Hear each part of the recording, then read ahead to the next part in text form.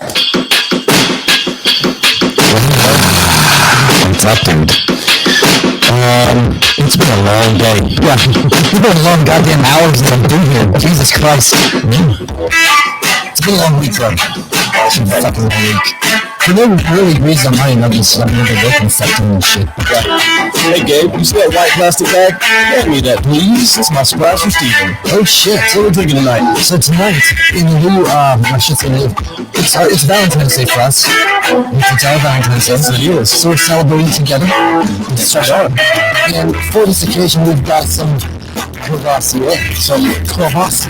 Yes, sir. All right. And I'm not really, it's cognac, obviously, not for France. Throughout history, Courvoisier has always been synonymous with secure quality. Legend has it that Napoleon even took it with him hundreds of bottles to enjoy during his years in exile.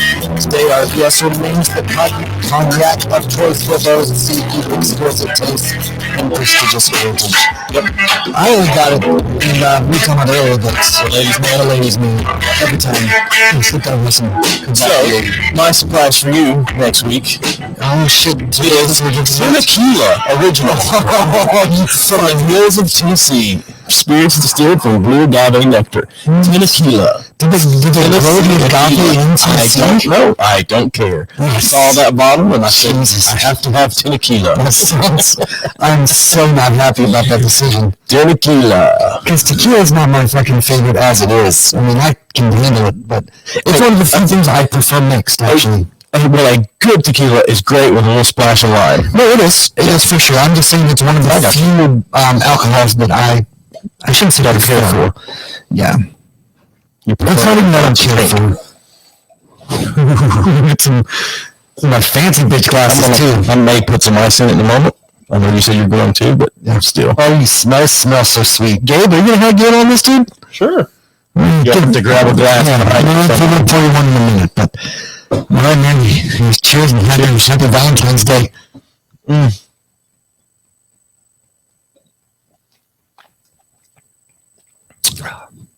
yeah. Okay. It's not bad. It ain't good. It's not good. I'm indifferent towards it. It actually tastes a lot like NyQuil. I'm concerned that ice is going to make it worse. Are you? I am. But it's not bad? Yeah, but things that aren't good typically don't get better with ice. But that's the thing, like, I don't think it's bad. You want ice? Yeah, I'll take some listening. Yeah, like, I don't think it's bad at all. I just got a cool look going on. It's been a short scene. I saw that. Yeah, right? Well, anyway. So, housekeeping shit. Yes. First and foremost. Sticks and Stones, we had them on last week. Yep, that episode is live now. Yep, on everywhere, YouTube and everywhere. So, Two Brothers, we had Troy on a couple of weeks ago. Yep. I think Trevor is going to be in Knoxville in a few weeks, and we'll have him live with us in here. Yes. Let's see here. CQ, Pop Culture Warrior. Yep. Every Tuesday night. I never can. 7 o'clock. He's got the fucking most amazing guests because he does goddamn more handicapped than me, vet status, to get all kinds of cool shit. Let's see. Andy Harris on Twitter at the Andy Harris. You need to check him out. He's going to do some stuff for us at some point when he's not busy drinking. Yeah, he was the winner of the 2020 Best Guest. If you haven't seen any of the videos of him doing Emperor Trumpatine, yeah. It's good. He's been doing some Margaret Taylor Greene stuff lately. 2020 then, so outdated. Well, this is 2021. We're coming in hot. Yep. We're taking everybody from us this year. Just don't take Betty White. Don't take Betty White, please. How about Betty White is hot for a 93-year-old? Do you think so? Oh, yeah. Okay. Let's fuck the wrinkles out of her. Because Cloris Leachman died recently, but she was old as shit too, but I still remember it was some awards show. I don't remember what it was, but some young dude walked on stage and he just fucking went at it, like full on making out, like on stage, and it was fucking woman. Yeah. What else? Housekeeping. So we got some stickers. Yep. If you want a sticker, hit us up. Let us know. Yeah, we got some shirts. And, yes, that's what I was going to show now. We have some shirts. Dun, dun, dun, dun, dun. The unveiling. Hey! So we've had some issues getting this linked up to our our website. But you can hit us up if you want. We'll figure out something. What sucks? Are you fucking eating? I am. Jesus Christ! Very much. I shut the fuck up. What sucks is that Shay tried to order one, and by the time I got to it to say, "Hey, let me order it," and you just send me money. Right. We were out of stock of that color that he wanted. Really? So I've either got to find it somewhere else or tell him sorry. Well, it serves him right for waiting that long to let us know. Regardless. Well, he lets me immediately. I don't know which. You have another show of that red black logo that you're putting your phone instead of showing. I'm doing important shit right now. Are you? Yes, I am. Jesus Christ, we've gone to hell in a handbasket in the first 3 minutes. Well, it's all because, hey, look, there's the fucking black one. Hey, that's the camera right there. Mm-hmm. So the only reason is because we keep starting later because you keep dicking with the goddamn cameras. Keep starting late. This is second time where we've started 10 minutes late. Should I say you keep getting here late? No, because I've been here on time. I'll tell you at 7. Yeah, tonight. Yeah, there's plenty of times that you're not. So if it only takes 2 times to keep doing it. The reason being, goddammit, is you keep playing with your phone. I'm looking for a link to send somebody. What? Of the live stream. But when you pull up YouTube in the app, it does not give you a link to a show link. Right.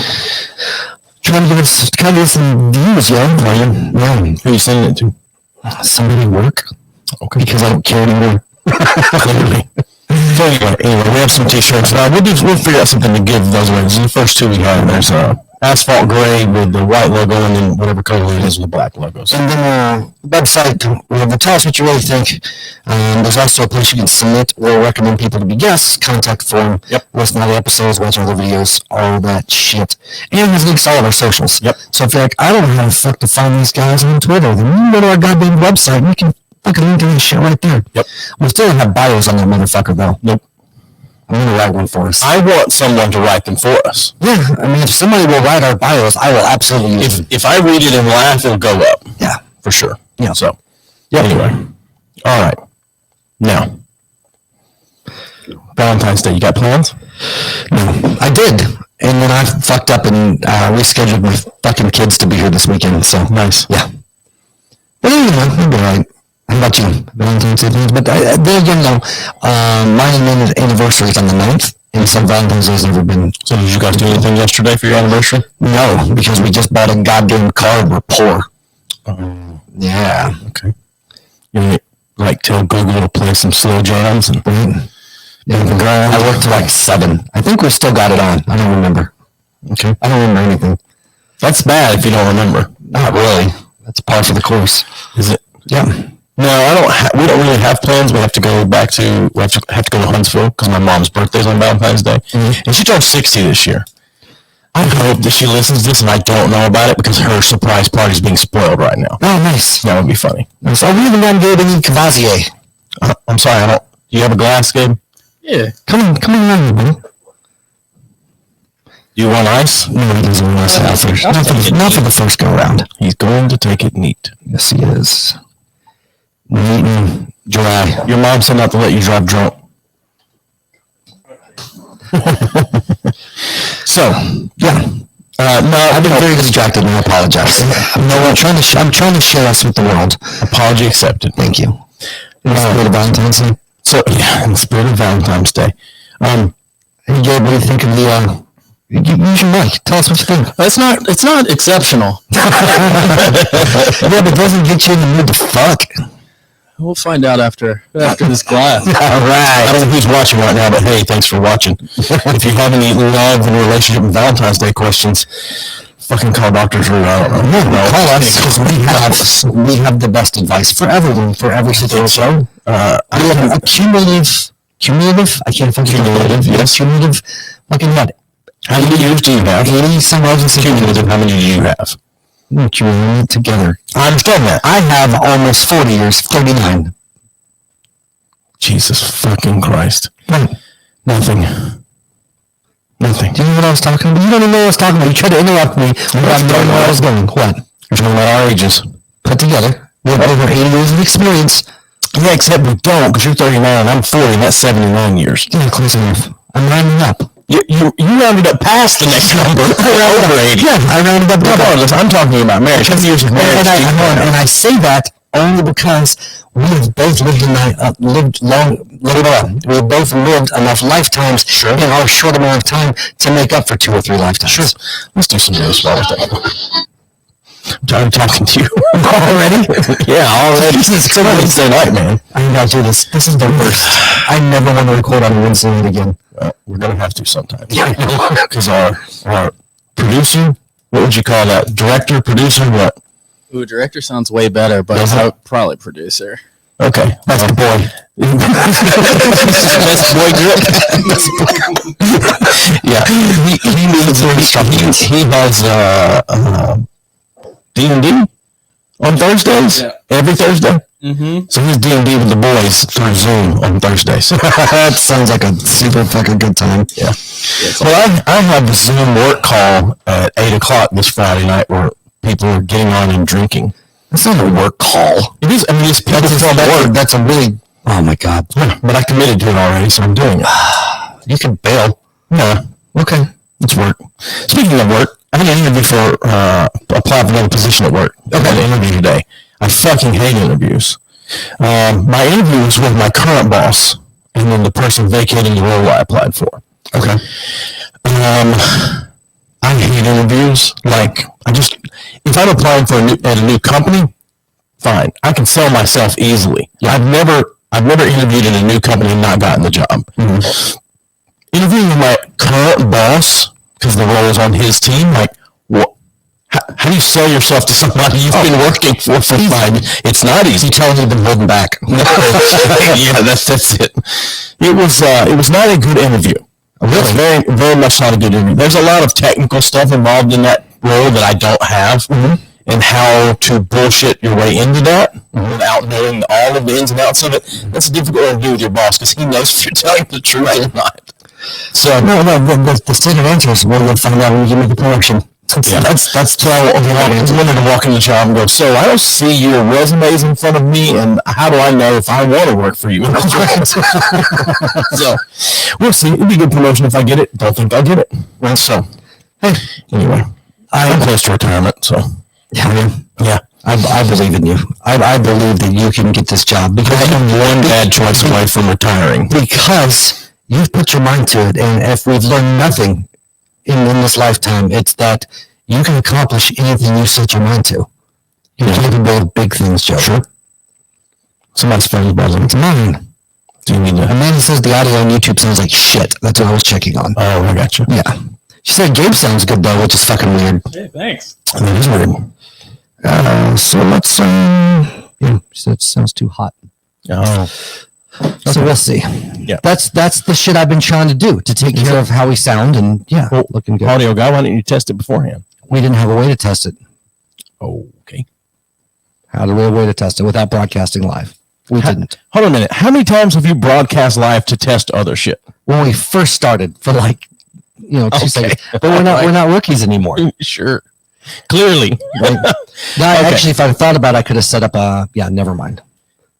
What does Valentine's mean to you? Not much. Yeah, what does Valentine's mean to you? Do you guys do you and Krista have any traditions or any that you do? I mean, over the last few years, no, not really. Okay. The last couple of years, it's been hard for her to really go out for any amount of time and do anything, but we met on Valentine's Day legitimately in 97. So it's a special day for us in that instance. That's when she knew she wanted to date. yeah because that came before the dating, right? no actually it didn't. No sorry, the kids came first, then the dating, then the fucking. Sure something like that. So we don't. So how many of your kids were a mistake? When you say mistake, depends on what you mean by mistake, because no one's a mistake in God's eyes. How many of my kids were planned? 0. None of them were planned. Nice. So you literally wake up every day. Not even the good ones. So you literally have to wake up every day and face your mistakes. Only have to face one. Yeah. And I don't have to face her every day. Up until the last year, anyway. So, Super Bowl just happened. Yeah. I'm certain you didn't watch it. No, God, no. Yeah. What do you think? I know the Buccaneers won. Yes, the Bucks won.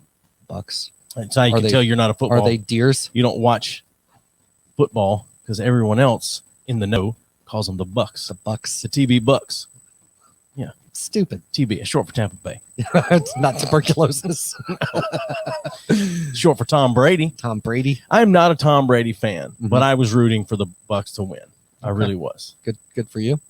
I don't understand anyone that doesn't live in Kansas City that wasn't rooting for the Bucks. My wife was not rooting for the Bucks. I slightly understand why she was rooting for Kansas City. She hates Tom Brady because he cheated on a girlfriend that was pregnant at one point and left her. Which So, is a fantastic reason not to like a sports player. whatever. She doesn't like him. She Like a calls him sports pretty player. boy. A sports player. He is a pretty boy. Sure. I mean, he's I don't know. I don't know if he's- guys can look good or not. He's I don't no know. Ryan Reynolds. Yeah, that's true. Speaking of Ryan Reynolds, I'm pretty sure that he and Rob McElhenney just bought into a soccer team in England. They did. That's what I thought. They did. So, yeah. Congratulations to them. Right. If you'd I'm like sure to come the- on here and talk about it. Yeah, then we'd love to promote that- your right. your football team. The Wrexham Football Club. Wrexham. That's what it's called. WREXHAM. How do you know it's not War Wrexham?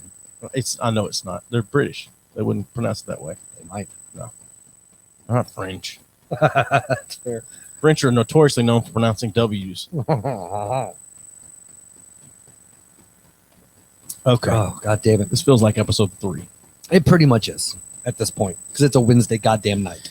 Yeah. So you remember my mommy issues, right? Yeah. And it's her birthday Right. this weekend. And so she and my sister had a little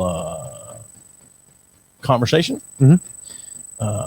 Yeah, Not about the birthday. Somehow they got on the topic of why they treat each other the way they treat each other. Oh, Yeah.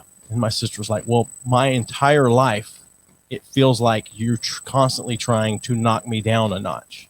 Like my whole life, it feels that way. oh, damn. And everything that my sister said to my mom, my mom came back with well, I do this because you do this. Right. Like every time. And who does that first off, who does it? Your kid just told you, my entire life from the time I was a child, it feels like you're constantly trying to knock me down a peg. Mhm. What parent says, well, that's because you do this? Without ever I'm sorry you feel that way. Like, I don't know why. What is it that seems that way or whatever? Regardless, a constant back and forth like that. My mom blamed her third divorced second husband on my sister.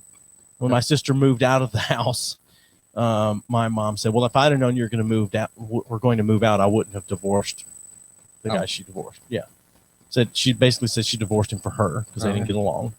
All right. But at some point, when all 4 of your kids move out of your house to go move in with another family member, maybe look in the mirror. Maybe. May's look in the mirror. How a old is your little sister, bit. though? Jessica? Yeah, ballpark. You don't give me her exact age if she's weird about that shit. I don't think she's worried about that. No, she's 30. She just turned 36. Okay. Yeah. Somehow the conversation went to The that. conversation just went there. Okay, I got you. Yeah. No, she didn't bring that up. I think most of us try to keep it pretty surface level with mom. Yeah. But yeah, somewhere it went there and mom asked the question and got the answer of my whole life. This seemed like this. And then it was off to the races at that point. That's amazing. It's interesting. So the night over, the morning after that, my mom posted something on Facebook. The old passive aggressive Facebook I post. don't know. You be the judge. It says, I choose not to judge. What? Missed something. Okay. I got you. It says, I choose not to judge the hearts of humans or their intentions. There is one judge alone who knows the hearts and the intentions of the heart. Therefore, I leave that to him who is merciful and compassionate, full of never-ending grace for me and all mankind. Therefore, I will delight myself in his unending and unfailing love. Heart emoji. That's 100% a passive aggressive. Of course it is. Of course it is. Jesus Christ. I wanted to let you judge for yourself. Oh, I have judged. Hey. And lest I be judged. That's exactly what I was going to say. I haven't judged because I don't want to be judged. I'm fine with being judged. Are you? Yeah, absolutely. Who judges you the most? Fucking everybody. You? I don't know. Yeah, me. I feel like, though, I can't speak for you in this, but I feel like but I have a pretty accurate self-view. Like, I'm fairly self-aware. Like, I know what my fucking major flaws are, and I know what my positives are, which are far less than the flaws. But like, I don't have any issue being like, okay, these are blah blah blah blah blah. But some people have a really hard time. Like, I don't understand being able to like internalize and look and see, hey, these are my fucking issues without blaming them on what the fuck Right. ever. Like, I don't understand that. Yeah, that's something that I've struggled with in Like blaming those issues on other things. yeah, instinct being immediately to go to why it's not my fault. Right. But you And that's see that something they're that's there, something though. that I have to struggle with. Like some people seem oblivious to it is what I mean. Like they glaringly have these massive character faults or flaws, and they never like it can acknowledge them, or they'll deny that Right. they're not there. Sorry, and a comment from your wife. Oh, So yeah. I don't know if that made it better or not, but Yeah, she commented earlier like she must be said it fix it when I turn the well, she just or something. maybe it was a delay in that text coming to our line, but Oh, it's to our regular line. Gotcha. yeah. So I just turned Interesting. 2 other lines down, and we'll see if that fixed it. If not, I don't know what it is. It's just it'll be what it'll be. Yeah, I think it's the audio going in. It's probably this adapter. It's interesting because we never used to have that problem. Yeah. So, oh well. Yep, it's also been bent to shit. So maybe when we Yeah. go on break, we'll move it around and go back to red. Probably not. Why? I just don't think we will. But anyway, regardless, there's a minor static in the audio. That was a few Yeah, minutes that's ago. that's so. what we're saying. So we're Yeah. we're still live. I'm gonna actually do this because I'm fucking awesome. Yeah, you're gonna change the audio. Okay, we still got still should be live and Yep. much better. Yeah, it doesn't bother me for you to change that audio. Leave Okay. it on. Oh, yeah, it's there. Okay, cool. Thank you. Yeah, you're welcome. Hey, now we go. Now that So- all that audio shit should be fixed. Maybe. Hey, Trevor. You gonna come be in studio with us sometime? Don't answer now. We'll let you think about it. Getting something thrown in your face. I mean, obviously that sucks when somebody not thrown in your face, but like, hey, this is something you do and it sucks, and this is Right. an issue or whatever. Yeah, but like I was saying, like that's something I've struggled with, not immediately getting defensive and Right. saying why it is Mhm. that way, even if after the fact, because plenty of times now I can bite my tongue and just not say anything and just accept that. Mhm. But I can still mount the defense in my head of why it is that way, and Right. a legitimate defense. Obviously, that's my opinion, but a legitimate defense. But Right. yeah, I mean that was a. I mean, and I would be willing to bet I got that from my mom. Right. So fuck genetics, man. Right. So Yeah. whatever. I don't know. Like I know you kind of share the same opinion, but I'm very strongly of the opinion that like after adulthood, like it takes some adjusting, like through your 20s and shit. But when you start getting to the mid 30s, like you've got to start realizing that like whatever shit happened to you in the past is not directing who you are as an adult. Yeah, absolutely. And I'm saying that you are specifically this, but I know a lot of people that will Mhm. continue even on adulthood making excuses of whatever issues that they have Yeah. from that, as opposed to saying, you know what, fucking I'm an adult now. Like my parents have nothing to do with how, with what I do. Yeah, forward. I mean, once you realize why you are the way you are for whatever reason, Yeah. it's on you at that point to fix the problem. Right. But nobody drink or go to but count a therapy. lot, right? One But or the a lot other. of people don't even want to take the time to figure that out though, Sure. because it's much easier to be a victim. And like, I can't help, Absolutely. I can't help it. It's just how I am. It's like, no, you're a fucking dick. You can control being a dick. Right. And you might have these deep-seated issues you need to fucking work through, but you can at least recognize the fact that you're being a fucking asshole. And you can at least, even if you're still an asshole internally, you can control how the fuck you're treating other people around you. And I agree. that's the part I don't understand. I mean, I know people our age that are still blaming their parents for all of their fucking problems. I'm like, Yeah. I don't know. I don't understand it. I don't fucking understand it. Well, maybe their parents were really, really passive aggressive with them growing up. My mom was borderline physically abusive to us. I know. Like physically. Right.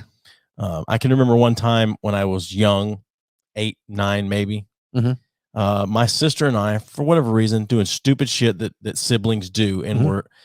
I was probably playing Nintendo, and my sister did something loud in my ear, and I yelled in her ear, Mhm. and then we just sat there on the couch, taking turns yelling into each other's ear, like who could do it the loudest or whatever. Like it's like playing bust knuckles, who's giving up first or Right. whatever. My mom was on the phone, and we were bothering her on the phone, and she walked by and hit with the heel of her hand just right across the side of my head, knocked me off the couch as she walked by. I was like, all right, maybe that was a little much. I don't consider that abuse, but that was a little much. Yeah, a little much. That's a little much. It's south. She one time was going to. You say spank? You say whip? Whoop? What? Whatever. Tan your head? Whatever happens to fit the. I don't know. Some people like spankings for the bedroom, but right. No, my mom was going to. I usually say spunking. Spunking. I'm gonna. That comes after the spanking. You spank and then you spunk everywhere. No, my mom was going to whip us one night, and so my mom was going to whip us one night, and she didn't want us to cry and wake up our brother David. Right. So this was before my youngest sister was born. I think my mom was single at the time. And so she took us outside. We lived out in the country. Okay. She took us outside, made us put our hands up against the side of the trailer, and then she progressed to take a belt and beat our ass, me and my sister Jessica. And then, now this is, I chalk this up to psychological abuse. Okay. She says, now, I understand you guys acting like this, and that's because I have not done a good job as a mother. I have not done a very good job. And at first thought, it's, wow, that's very introspective. Mm-hmm. And my second thought would be, well, if it's your fault, why did you just beat my ass? But then she turns and hands the belt to us and say, now I want you to whip me. Really? That's the psychological abuse. That's some weird fucked up shit, man. That's a single woman that just ain't getting any play. Yeah. So take it out on your kid's ass. I guess, I don't know. But she made us, and told us, because we were, you're young and you're crying and you're, mama, no, mama. And you're just barely swinging the belt. How old was this? 17, 18? Let's see. It's before. Yes. Yeah. It was last week. One more time, mommy. One more time. Between 9 and 12. Okay. No. So I would say 10. I would Okay, say 10-ish okay. because she was not married to the best of my memories, but Mary, my youngest, was not born, and she was born when I was 12.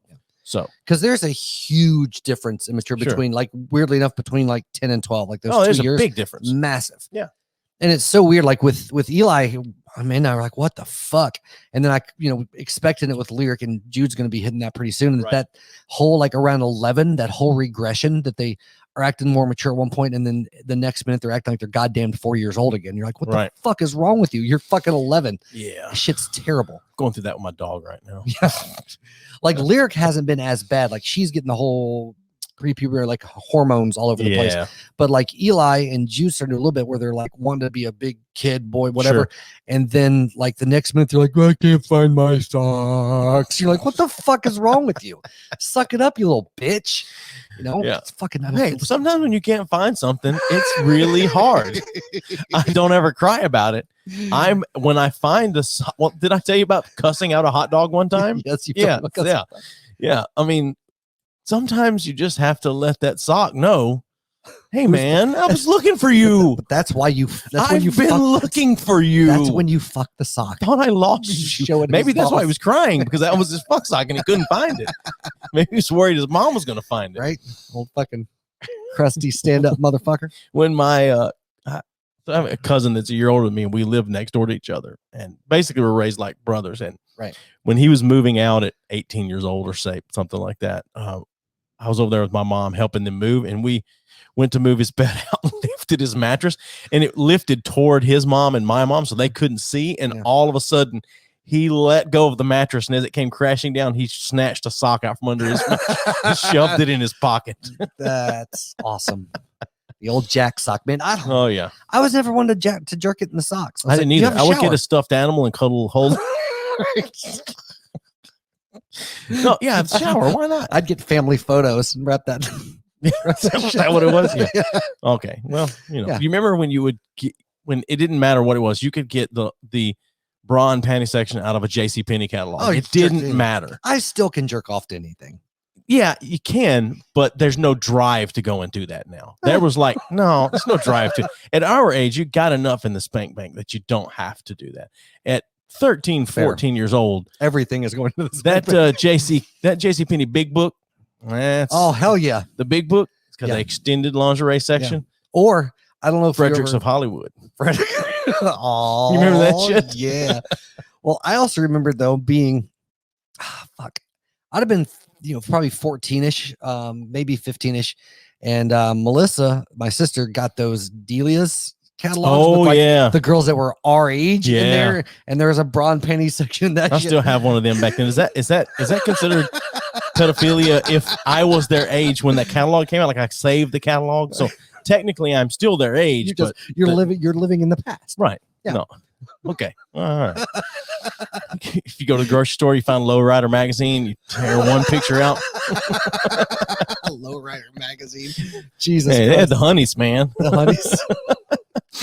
But no promoter that had hit us up on Instagram has gotten us honeys. No, not any. Not raw. I like the fact though that every single one of them has posted a picture or a link to actual honey. You're welcome. It's been great. So, Gabe, go ahead. No. I was going to say, for those of you that don't know, with Instagram, you obviously get a lot of spam accounts, especially with a business page. Yep. That hit you up like, we can advertise and get you thousands of listeners, thousands of clicks, hundreds of thousands of followers. Yep. All organic and real. Yeah. So Joey's new only thing, $500 a day. right? Yeah. But Joey's new thing is he always replies, "Well, Will get us honeys?" will this help us get the honeys?" Right. And they always reply back with, "What's honeys?" or something along those lines, or a photograph of a pot of honey. And I will never deter from using the word honey. I typed out a phrase one time that was like, bitches, babes. I mean, I threw everything out there I heard, from rednecks, split tail. I threw it all out there. And then I went, no. I gotta stick with the honey thing. I said, honeys, man, honeys. Right. Like, how do you describe something with its own word? And that one guy was like, yeah. And you were like, really? Show us the honeys. Yeah. So yeah, it's fun. It's fun. Yeah. And then the one guy that posted a picture of him about to leave us a negative review, and he had just called himself true and honest person. And so I said, what is that? And he said, I'm fixing to leave you a bad review. And I said, well, you're not a very true and honest person because you haven't listened to us yet. He said, but you're wasting my time, which is how he spelled it, W-E-S-T. But you're wasting my time. But that's the thing he doesn't get about us. We both like bad reviews. Yeah, it's not a waste of my time. It's not a waste of my time at all. Yeah, but I'm enjoying it. We could have 100,000 one-star reviews, and that should I'd read We're every past one the point where we can be in new and noteworthy. Right. So I don't care. No, I like the I don't know. It's one of those things that I enjoy people fucking being assholes to me. Well, I've Within been relatively nice to them, just asking for honeys and not paying them if I'm not going to get the honey. Right. But that guy finally said, fine, like, you're wasting my time. I'm not, I'm done. It's like, okay. And then he said, apologize. And I don't know why, but when he said apologize, like, I saw red for a moment, and I was just like, no, fuck you, man. Yeah. I'm not sorry for wasting your time. And then he said, God bless you. And I just replied, #humble blessed, and left it at that. It's so weird. Yeah, whatever. Whatever. No, I just meant as far as like even new and noteworthy aside, like, how much like the self deprecating, like, I love the bad reviews. I love people sending us shitty things. It's the best. Yeah, and if it sounds like you're really trying to hurt us, that's even better. That's the best. If I can tell that you're really trying to hurt my feelings, I love it. And I love it even more when I know that it drives you up the wall, that I don't react the way you want me to. Yeah, I mean, you're the only person that knows how to hurt me. Yeah. Just don't spit. Don't spit. Don't spit on it first. So I was gonna ask Gabe, do you remember when it was the first time you thought you were gonna get busted jerking off? Oh, man. It's nice having somebody to bounce an idea off of in here. Yeah, I enjoy that. I don't like him here. Oh, well, we can live stream and you can be at your house and that's true. You don't have to come here. I don't think like I was ever worried about the actual act getting caught. But I was a sock guy. Oh, okay. I didn't know that. And every now and then, if your room's a little too dirty, your mom gets mad and deep cleans the room, or is like looking through shit. And there were some times where I was like, oh fuck, I'm done. Yep. Yeah. No, I didn't know that he was a sock guy. Yeah. But I didn't care to know. It was like, I knew at a certain age things like that were going to happen, and that's normal. And that was getting my wife to realize that's normal and you shouldn't bother them while they're in the shower. Right. I don't care if you knock first. You just shouldn't. You don't go in. Don't. But not even that. Don't even knock on the door and Right. say anything. Just ask them when they get out of the shower. Yeah. They can whatever. Wait. You can wait. You know. You don't need to know 30, if they did their 45 homework. minutes. Right. You don't need to know if they did their homework while they're in the shower. Well, that's with Eli. When he turned fucking 12, I think I was like, okay, you're doing your own laundry from here on out. Oh yeah. Yeah. Okay. And so that was like, and I mean, I had the whole jerk off conversation. It's normal. What the fuck ever. I was like, keep that shit in your room. I was like, and I'm going to go ahead and save you some hassle and embarrassment. You're going to do your own laundry. That way, if you get shit everywhere, it's fine. You just got to fucking do your laundry. So you don't have to worry about your mom finding sticky socks and shit. Right. And so, he's done his own laundry since he was like 13 because of that. That was my whole reason for, all right, putting in that rule. It's great parenting. Thanks. That and I don't have to do his fucking laundry. So, or Amanda doesn't, either one. Well, yeah. I think that was like, I don't know. That's one of the things I'm proud of coming up with. I was like, that way you don't have to deal with all that shit. Because I remember being a kid and be like, oh fuck, I got cum everywhere. Like, shit. Maybe she'll think it's pee because that'd be way better than cum. Did you pee the bed again? It's just such a small amount. I think there's something wrong with you. Why are you peeing white? It's only white after it dries. You're super hydrated. Right. Oh my god. Do you remember ever thinking you're about to get busted in the act? I have gotten, I'm not busted. I mean, my mom's knocked on my door while I was jerking off. Sure. And then I drove home and like, Jesus, Mom. Oh my god. What's the strangest place you ever did? You ever did that?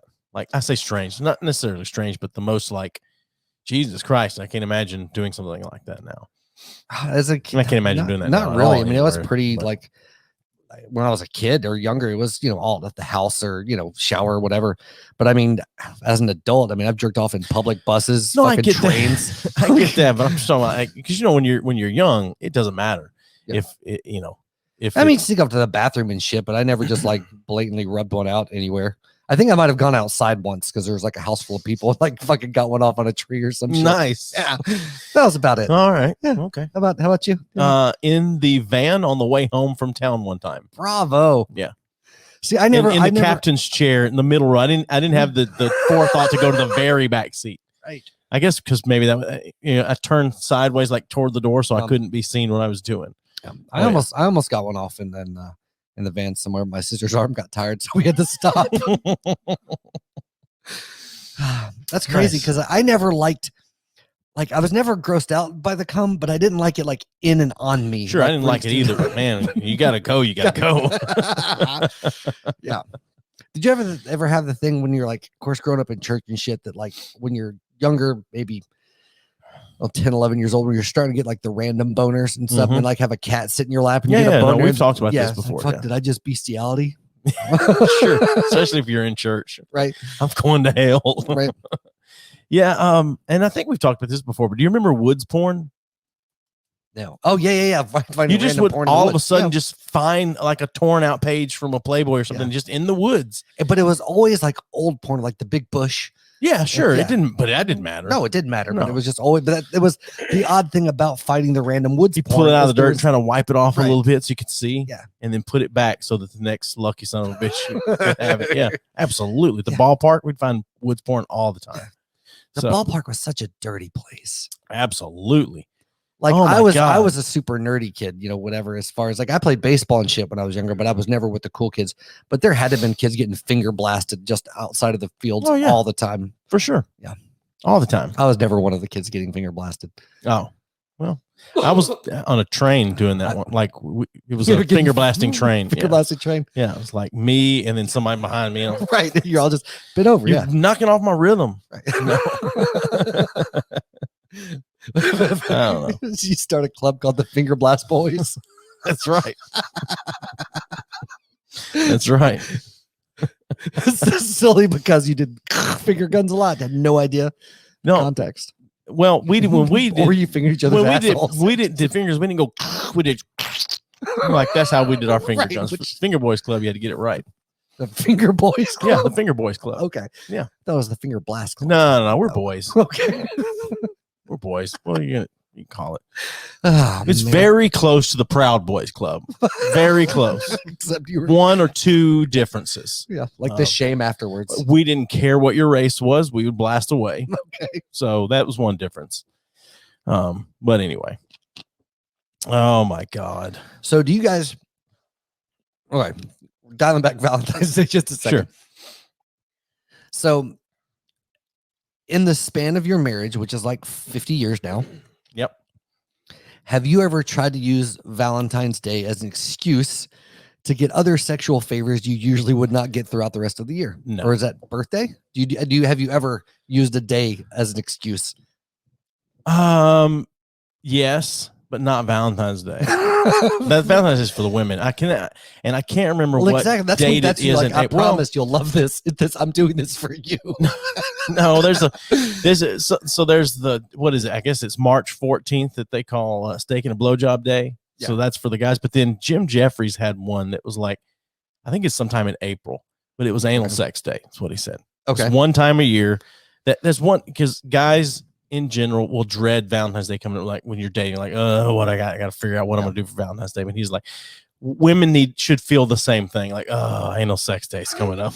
I'm gonna have to take it in the ass. April So, 18th. April 18th. There we go. Oh, okay. That's why it's great having somebody else here. They can look that shit up. Yeah. I don't know. Yeah. You really don't like having somebody else here, do you? No, I don't mind that. No, Oh, it's really? just- Because that roll your eyes. No, I was thinking about I'm the just Jim kidding. Jeffries comment that you just, or Jim, whoever the fuck it was. Jim Jeffries. Yeah. And I was sighing at the, I don't know. I don't understand a lot of things, obviously. Yeah. But the whole using things for sexual favors, like, or feeling that's what I was getting at. The obligatory thing for Valentine's Day, like I get that when you're younger. But again, it's one of those things. How many guys do you know that when it comes to sexual favors, like, I gotta do this? Like, how many guys do you know that do that? None. Right. And I'm not talking about sexual favors. I'm talking about like the Valentine's Day, that part of the example of being like, it's Valentine's Day, I don't know what to do this and that. Like, to me, like, you have to grow out of that at some fucking point. Grow out of doing something special for Valentine's Day? No, growing out of it being this big deal that I don't know what to do. Like, there's all this expectation. Like, you set the expectation. Yeah, I mean, the reaction, I get not having the same reaction, but I get having the thought of, geez, I got to come up with something. What am I going to come up with? And the thought that goes into it, if that's what you do in your relationship. Right.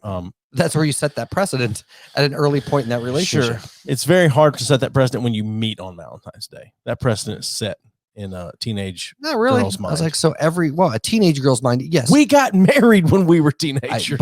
But now you are not teenagers No, anymore. I understand that, but That's I'm just what saying. I'm saying is after a certain age, I don't understand not growing out of that mindset. I get And that's for men and women. Like women with that expectation of this romantic special Valentine's Day, Sure. but also dudes with that pressure of having to, like, Well, also to me, is like you should do stuff like that periodically, regardless, Right. of whatever day. Yeah. I don't know. yeah, that's what I'm saying. Like there's a point in your age, I think, where you start realizing that but again, women are just as bad in certain aspects of having these weird expectations that they've grown up with or whatever. And you got to fucking get through that shit. Sure, But it goes back to it's not that easy. It's just saying it though. Like it's not as easy as saying it. absolutely It's easier said than done. That's what I'm trying to say. I disagree. I feel like if you set that communication standard early on, Yeah, but even saying communicate is easier said than done in a lot of instances. It's not for everyone. Yeah. But it shouldn't be. But my point is, I like, agree with that. relationships and shit are only as complicated as you fucking make them. And the people that have this weird unspoken all that shit is just from not communicating and not talking and blaming on whatever. He's like, well, I was raised to be a good communicator. I don't know how to do this. Like, you fucking learn and you do it. Like, it's not a hard fucking skill set to be, to talk to somebody and share share emotions. I mean, you can be guarded and it takes some time to do it, but it's not fucking hard. It's just making yourself do it if you're not comfortable doing it. I don't know that I would call it hard, but I wouldn't say it's easy to Why? learn how to do that. Why is it? It's just learning how to communicate clearly is not as easy as it is to say to just communicate. Sure. It's not though, but it's is. really not. No, it's not. No, it is. No, it's really not. Like, You're not listening to me. I am listening to you. That's how I know you're wrong. No. My point is, if you can take the time to listen to how the other person's talking about things, Sure, and you but- can mimic that, that's how they communicate. Sure, but you have to process it, and not everyone is able to process quite like that. Everyone is. It just No. it's a learned skill. Sure, but there are plenty of people that can't learn some things. There's just some people can't learn how to sing. That's true. That's just an example. Not everyone can learn to do everything. You can't just say, yeah, well, you can learn how to communicate. Not everyone can learn how to Yes, communicate. they absolutely can, because communication isn't a skill set like singing or playing guitar. Like, it is a skill to communicate well. I will give you that. And maybe that's what I'm saying is being a good communicator is not that easy. Right. In a relationship, it is, though. If you're willing to take the time to, the problem most people have is they get frustrated because the other person isn't understanding them, as opposed to taking the time to understand the other person first, which you can actually, by doing that, learn how they are communicating. And you can then you can explain to them your side of things in the way that they would fucking word it. That's all it is. I understand that. Reciprocation. The only point I'm making is that there are lots of people out there that aren't wired that way, and that's not easy for them to do. Not that they can't do it, but you just said they can't do it. No, I said it's not that easy for everyone. Some of them can't do it because you can't learn everything. Some people absolutely can't do it. Just like some people can't go around not raping people. Some people just can't. It's in their DNA. My point being, it's difficult, but it's that whole thing though. After a certain age, putting aside being a selfish fucking dick and realizing that you need to work on it, it's a simple thing to do. It's a simple decision to make. Yes. Yeah, I'll give you a simple decision. And I guess maybe that's a better way to put what I'm trying to say is you just have to decide to do it and then fucking do it. It might take time. I'm a firm believer in acting as if you want to be, let's just use parenting since we talked about that earlier. Like, think to yourself, how would a good parent act in this situation? And then act like you think they would be. You're going to be wrong still sometimes, but act as if, and eventually that'll start to come a little more naturally to you. So I'm just adding that to what you're saying. But the only thing about that though is somebody might think a good parent is fucking punching their kid in the face. Somebody, but I think that's a pretty widely received. I don't know because people maybe, but when you're grown up getting fucking punched in the face, that's a normal thing for you. Yeah, but that's still a minority of people that feel that way. What do you have against minorities? Well, punching their kids in the face. I mean, no, I guess I just don't understand. Like, and I get that I'm very compartmentalized and I'm borderline a fucking robot emotionally. Like, I get that. You have a tendency to, if something's easy for you, to think it's easy for everyone, or to say that it's easy for everyone. Now, see, and I think that's part of your self-loathing. Like, if I'm a fucking moron and if I can do it, then everyone else should be able to do it. Right. I think. Because I'm that way with some things. I don't know. I think it's more of like, I know how challenging some of those things are and how bad I could be at them, but I'm choosing to do, I don't know. I just don't get like it's not so much if I'm a moron and I can do it, then they should too. It's more like I'm super fucked up. Like, we're all fucked up. Sure. And that's what I'm saying. I just said moron. Jesus, don't pour out the Courvoisier. I almost did, man. That was almost bad. I don't know. I feel like there's certain things, but even just observing people, like legitimately, talking to some people when I've been younger, I was like, well, I don't know what to do. This, and I was like, fucking tell them. Like, goddamn, just talk to the person. Because there's okay. Rewind just a little bit. Now backtrack, rewind. Okay. As far as the communication thing goes, I guess that might be a better way to word it, in the sense of like, just fucking talk. Like, even if the communication, like learning how to connect on that level might be a little more difficult, but to actually say what the fuck is bothering you is not a goddamn hard thing to do. It's mentally difficult. That's not a hard thing to do. And to do it in a way that's not being a fucking asshole. I'll take some self-control, but it's not doable. If we can sit here and I didn't know you were weird on our fucking second date, third date, whatever. And I'm like, we're fucking by now? All right. Yeah, sure. Well, you said second or third date, so. But if there's something, I'll blow you on the first, but right, I'm gonna fuck you to the second or third. And I'm a big believer in not changing the other person for sure. But like, if you've got like something's bothering you, you should be able to like, hey, you said this and it fucking hurt my feelings, whatever, and just say it. And then if they can either accept the responsibility for it or be like, you're a fucking idiot. Either way, but that's what people don't want, is that rejection of them, their openness or that honesty.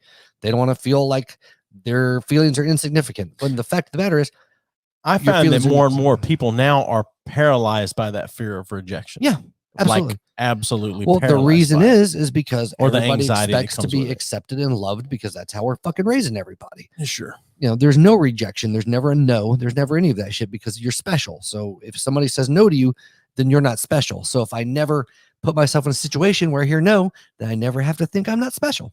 Yeah. I blame Wah Wah Wubsy. Do you? Well, I mean, they did have a song called You're the Coolest. Yeah. And Wow, Wubbsy was one of the more tolerable children's cartoons. I am a firm believer that most, not all, most people that choose to do those musical kids shows like that, because they couldn't make it as a real band. Oh yeah. So. Oh yeah, for sure. If you really go back to that song, You're the Coolest, and listen to it, that's not a good message to send to kids. Yeah. Just be yourself and everyone's going to love you. Right. Absolutely. Because you're the coolest. Yeah. No, I know. So, whatever. Like, thanks, Obama. You know what was fucking awesome was, oh, God damn it. When Trump was president? No, I'm sorry. No, like say, Lyric loved the show. Oh, fucking Yo Gabba Gabba. That was the shit. Okay. Gabe, Yo Gabba Gabba, weigh in. I think that's after his time. My siblings watched it, but I was in that like, this is a kid show. This shit I sucks. gotcha. Like as an adult watching with my kids, I was like, this is the best thing because they had great bands that would pop in there from time to time. Okay, I mean I can give you that, but the 3 best kids shows that ever came out, like they were released. Came out. I thought you were pulling out. That was very no. confused. No. We're not talking about the Cosby Show. We're talking about kids show. So say, what are the best kids you've ever pulled out of? Well, I have a gag order and I can't say no. Oh, I bet you do. No. I gave them a gag order and now I have no. So the 3 best kids shows, I'll say SpongeBob. I put it at number 3. Okay. I put Phineas and Ferb at number 2. Okay.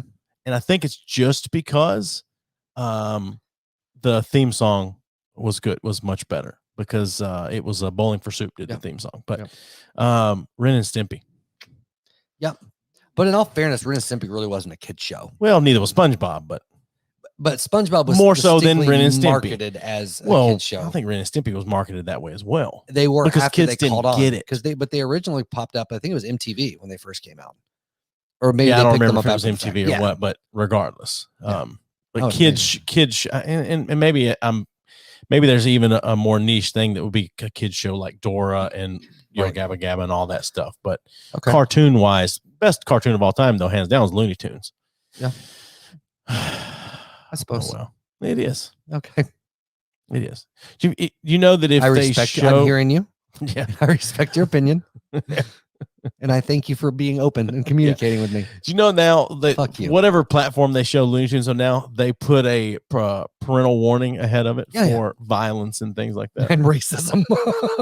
I don't know if they do racism. I think they've pulled out a lot of the more race. Because, I mean, Looney Tunes was racist as fuck. So what was racist about Looney Tunes? I'm not going to say it wasn't. I just can't remember anything they had that I so many people in racist. black. They did blackface a lot. They did a lot of jokes like if the shotgun blew up, they'd have the big lips and the black face, like from the vaudeville. There's a lot of vaudeville references and shit. Speaking of blackface, okay, I had a memory just pop into my head the other day of your first school play. No. Okay, no, it was a church play. Oh, that makes more sense. There was a talent show at a Baptist church that we went to before we went all Pentecostal and shit. And my mom and 2 other white women sang the song "Stop in the Name of Love." Okay. Oh Lord. No, simple enough. I already see where this is going. I don't think they did blackface, but I do think, and I'm going to ask her about it this weekend to see if I'm remembering correctly. I'm trying not to lead her in one direction or the other, but I'm pretty sure they did exceptionally dark makeup, but it wasn't a full-blown blackface. Right. Did they do kind of the froze though? Like, No, I don't think so. They did the more of that, just this general kind of flowy hairstyle but I don't think it could be construed as fro. But yeah, I had that memory recently, amazing. And I called my sister and she was like, I think I was too young. I don't remember that. Yeah. But I can remember. And I want to say that Jordan's mom was one of the ones that was in there with it. But I don't remember that for sure. I don't think Jordan loves us anymore. Speaking of Jordan. I don't think so either. I'm waiting for a wedding invitation. Right. I don't think we should hold our breath. I don't think so either. Like it's sad now when Nick, like we hear from Nick more than we hear from Jordan. And because Nick actually has to reach up around his stomach to type things on the phone. So that's, he has to put a lot of fucking effort into talking to us. Sure. Like, I don't know how his thumb's barely touching the front as it is. Have you ever seen somebody though that's really fat texting? Yes. And they're holding their hands here, or they have to do the out because it's like a big loop around?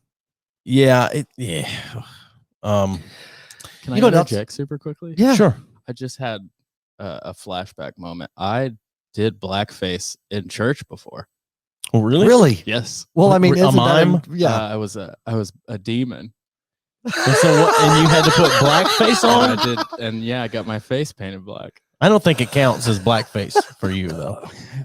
Also, mom was the one who did it. So let me ask you this. This is my new favorite story. So I need to ask you this. Yeah, I need to see this picture because I don't remember you having in blackface on as a children's church. demon. Oh, that's probably why. But is it not the opposite of blackface, but is it blackface? Is it whiteface if a black person is a mime? No. Well, what if there were certain characters that have black faces and a white person did that? Do you think they're going to get called out for blackface? There aren't. Like who? I'm There just aren't black saying, mimes. Mimes don't Face- have race. as far as the painted color. Mimers don't have race. Mimers. I said mimers I'm to a- a mime am one I time, being and mime- they were livid. They spoke. You're a mimist. Yeah, I am. No, I just meant like traditional mime makeup is It's not white. No, I'm blackface. just saying. Yeah. But if there were some other kind of Yeah. something like that that was black makeup, do you think a white person would get caught up for blackface if they did that? Not if it had nothing to do with race. I think it's okay then. No, I agree that it's okay, but do you think 'Cause that most of it's the time going to be people- called out? Because most Someone would. And- someone would, but And- I don't think that most people would, depending on context. Okay, I think Because like most people that are doing blackface are Sure. accentuating their makeup and like that I completely vaudevillian, agree with that. you know, yeah. whatever. No, It's I different than get putting that. on like clown makeup. Sure. So here's something that I'm glad of this, and there has been a little bit, but not much, not what you would expect. Robert Downey Jr. has not gotten a lot of shit for Tropic Thunder. He did. He got some, but he didn't get a lot. No. He should be, in theory, he should be canceled. He's Robert fucking Downey Jr. So what? Hulk Dude. Hogan was Hulk Hogan. Yeah, it doesn't matter. He's no Tom- Robert Downey Jr. I woke know, up I in a know. kid's bed on drugs and he came back from that shit. He got pulled over driving his Porsche around Hollywood naked, Yeah. high as a kite. So yeah. Yeah, and like I said, woke up, and, you know, whatever. Sure. That's it's Robert Downey Jr. He's fucking Robert Downey Jr. Still, Yeah. now, that kid was fucking Robert Downey Jr. Yeah. Like, you I know don't what know, I think? whatever. Like, I used to really, really, really love as an actor, and I feel like he's really fallen by the wayside, is Johnny fucking Depp. Yeah, I think this whole Amber Heard relationship thing is just fucked Well, him up. I don't a little even bit. mean that side of it. I just mean like, then when was the last time he made an amazing fucking movie? What is that? Black Mass about Whitey Bulger? Yeah, but that's like a decade old now. Is it? I Yeah. didn't think it was 10 years old, but I maybe it is. I don't know. No, it was really good, but I mean, as a whole, because he used to crank Edward out Scissorhands. great That was movies. the last good movie. right. Nightmare like- on Elm Street Like 1. the first Pirates, right? It was kind of a breakthrough thing, but then It he was. just became typecast for that. Oh, he did Well- a version of that on every other fucking movie he did. A little bit, yeah. But even on the other Pirates movies, he started doing a caricature of Right. Captain Jack Sparrow. Right. Captain Jack Sparrow. But he had a lot of movies that a lot of people didn't love. Like I love The Ninth Gate. I Okay. liked Secret Window. Okay. Fucking what's What's the Peter Pan one? Finding Neverland. Finding that movie Neverland. was goddamn Was. great. Charlie and Chocolate Factory was a good one. I didn't mind it. Yeah, I just like seeing him be mean to kids. Which Yeah, was it actually was more Dark. more dark. Well, it was closer to the actual Sure. book adaptation. They're supposed to be doing another adaptation. I think. But Awesome. anyway, Another whatever. fucking cripple guy deciding to go to the chocolate factory I guess so. and doesn't That's work his whole life. It's Willy Wonka's origin. There you go. That's Willy Wonka's origin. I thought it was to say Willy Wonka's orgy for a second. I was like, oh, fuck you, a bunch of Oompa Loompas fucking just tapping that shit. Have you ever seen any of the spoof porn?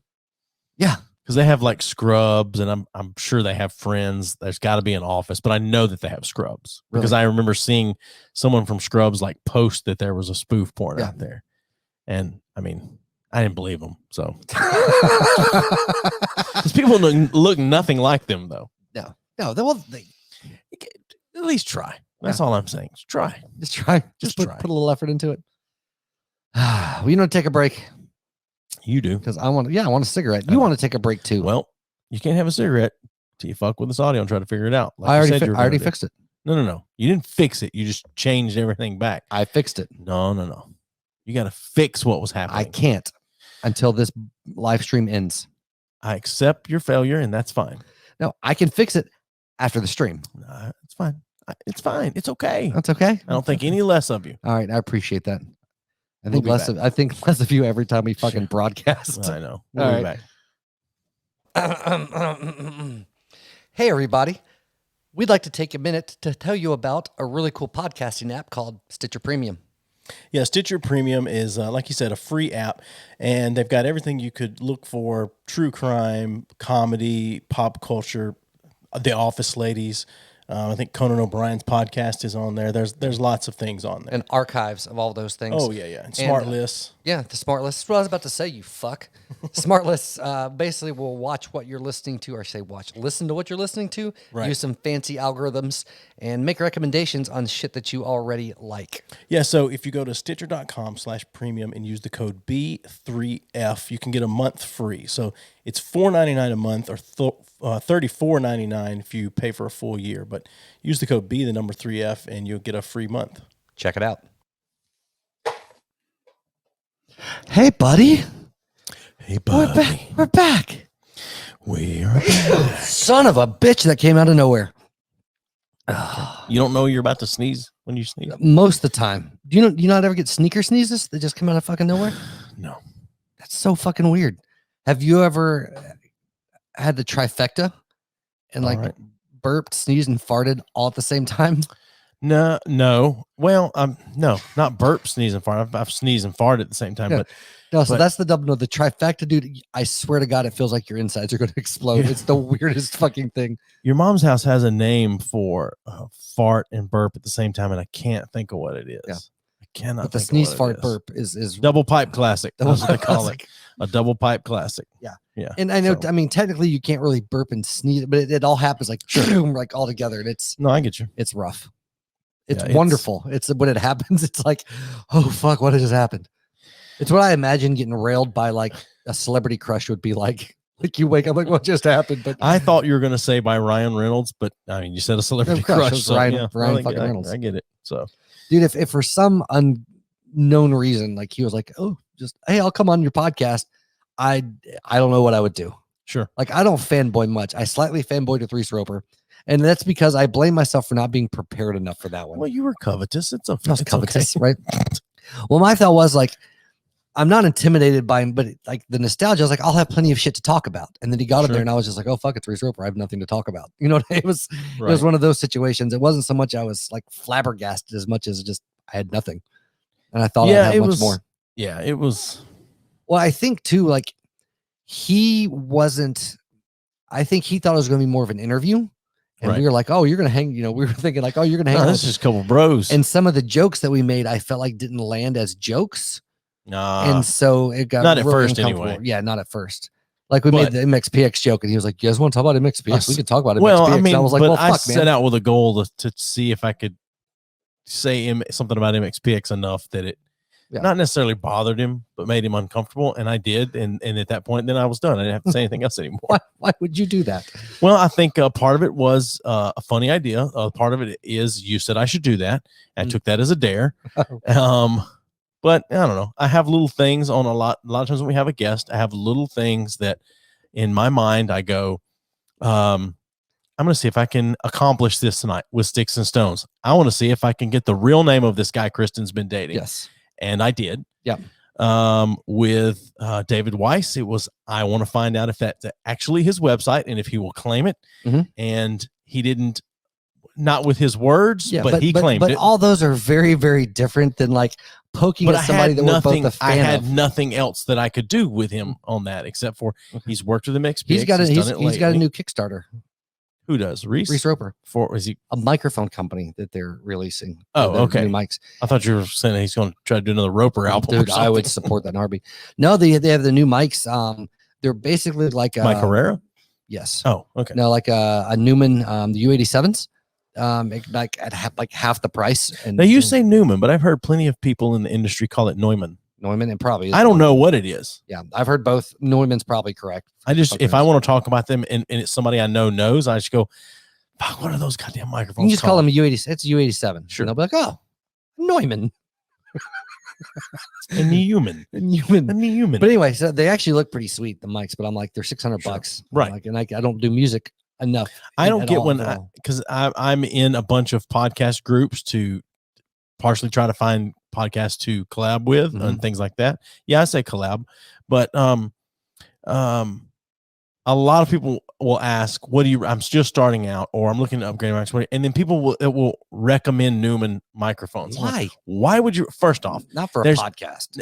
I don't know any of the big time professional podcasts that even use those. No, they use Rode mics, or they use there's the Shure broadcasting mic. Yes, they use the Shores. There's one other one I can't think of it, but none of them touch what a normal. Now, if you're recording an album or something, music for sure. Yeah, go for it. But or if you're making shit tons of money doing voiceover work, audiobooks, sure. But for a podcast, I mean, I wouldn't mind getting a couple condenser mics at some point in time. But really, a dynamic, unnecessary.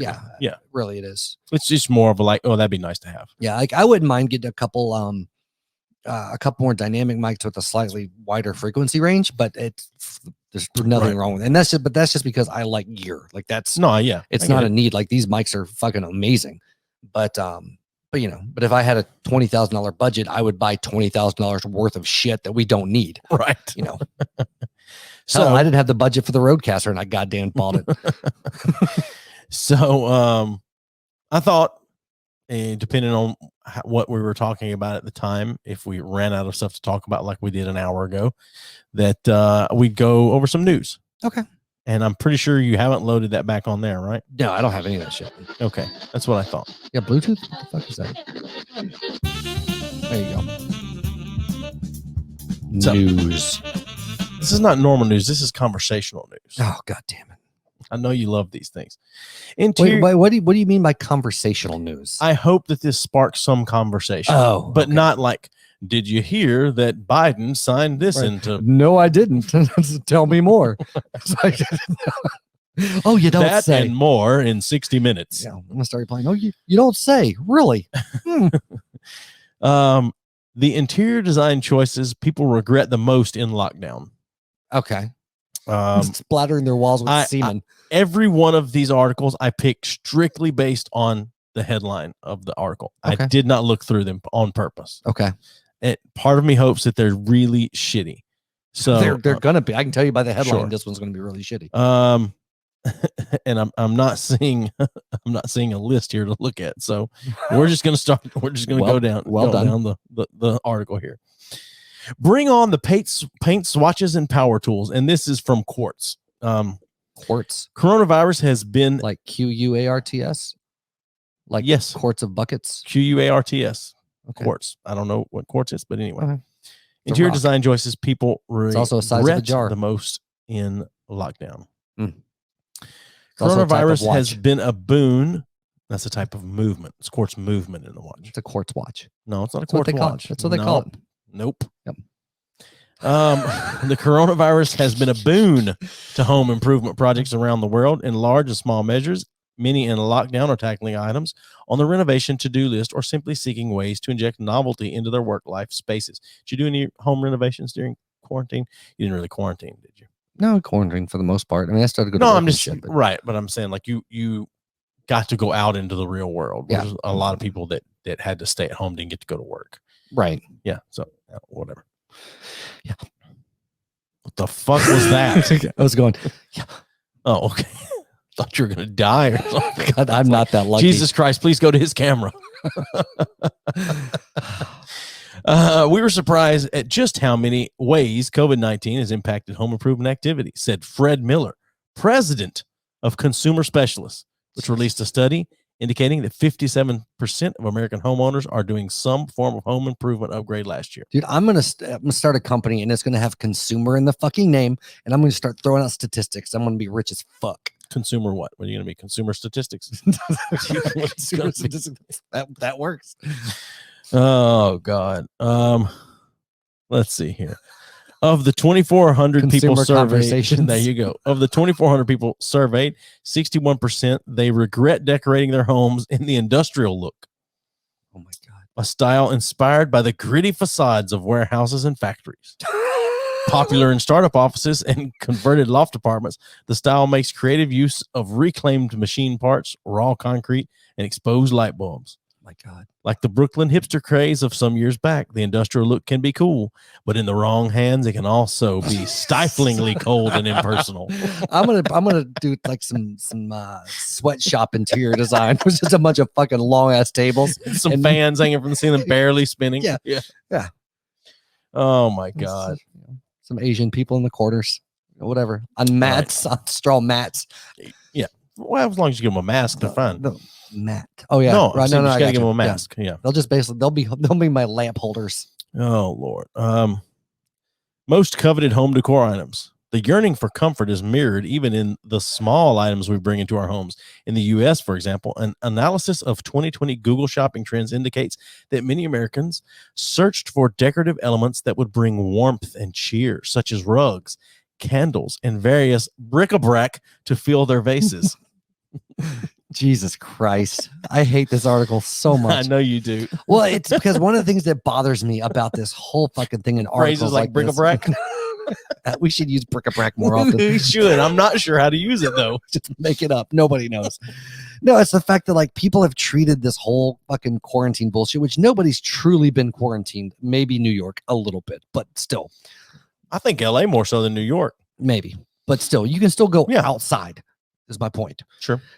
But we're acting like people act like just how we are, that this is big tragedy that we can't go because they're still not socializing. There are some, maybe younger folks, but as a whole, like you're not necessarily socializing any more than you were before because most of your communications digital and all that shit. You basically are missing going and drinking with strangers at a bar. Like that's, but it's this tragedy. Like, oh, it's been this, my mental health and this and that, because like you can walk the fuck outside. You can still go see your friends. Just stay at a fucking park. Like life hasn't changed that much for most people. Yeah. I mean, it has, but not in a way that like they're forced to like be locked in their home for days on end. Like that's not how it fucking works. Yeah, I saw a commercial during the Super Bowl that was trying to play upon that emotion, and I can't remember what company it was, but it showed somebody at their house had this huge plastic sheet up, and like I'm going to assume it was one of their parents. Right. So say my mom came to visit or whatever, and I wasn't going to let her in the house because we're supposed to be quarantining or whatever, but there's this huge plastic sheet that was that was loose enough, and they were like hugging and touching each other's face through the plastic, like so they weren't physically doing it. Like, how fucking insane do you have to be to do something like that? But people eat that shit up. I've heard countless people talk about like how hard this has been on them, and I'm like, why? Yeah, like, well, I haven't been able to see my mom and dad. They're old. I'm like, you're goddamn 50 years old. Like, you're not gonna die not seeing your folks for a while. And like the thing is, like, nobody's stopping you from seeing your parents. You might kill them, but nobody's stopping you. But the main thing is people are like, well, I'm just not getting to socialize. I'm like, did you really socialize that much before? Right. Like you guys have made them go for drinks. Guess what? You can still go to the park. You can still go outside. You can go on walks. You're not limited to a fucking bedroom. Sure. In house. most places in this country, that's absolutely 100% true. Yeah. Yeah. At least 95%, I would say. Yeah. I don't know what the statistic is. I haven't well, looked let me into that, rephrase that. There's nowhere in the United States that you cannot just walk outside. Sure. Not that's one. true. There's no place that you can't go on a walk.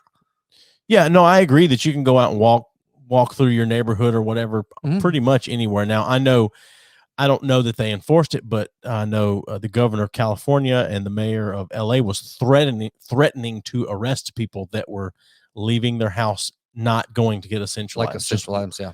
Like if you're walking in a neighborhood and things like that, they were threatening to arrest people. I don't know that they followed through, but I have heard stories of people walking on horse trails and stuff outside and police pulling up and making them, I say making, as close to making as possible, them get off of the horse trail and go. Well, it depends if it's in a public park or not, because they shut a lot of that shit down in public parks. But regardless of all that, I'm just saying, like, nobody's been locked in a bedroom without any sunlight, food, or visitation. And I'm not talking about the stress and shit that comes with like losing a job, all that. I'm talking about on a purely social level.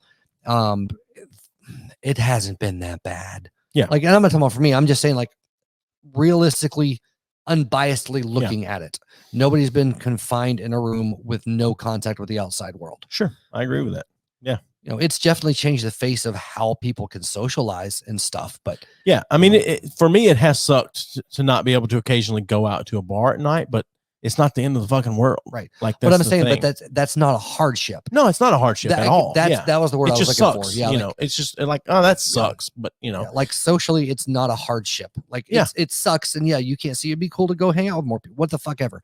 But you're not like bearing this huge fucking cross Sure. that you're this suffering through. I don't understand. yeah. that. And on the flip side, I don't understand the people that scream and yell on social media about how selfish everyone is for wanting to go and do that.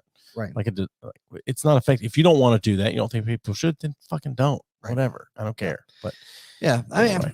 I mean, I get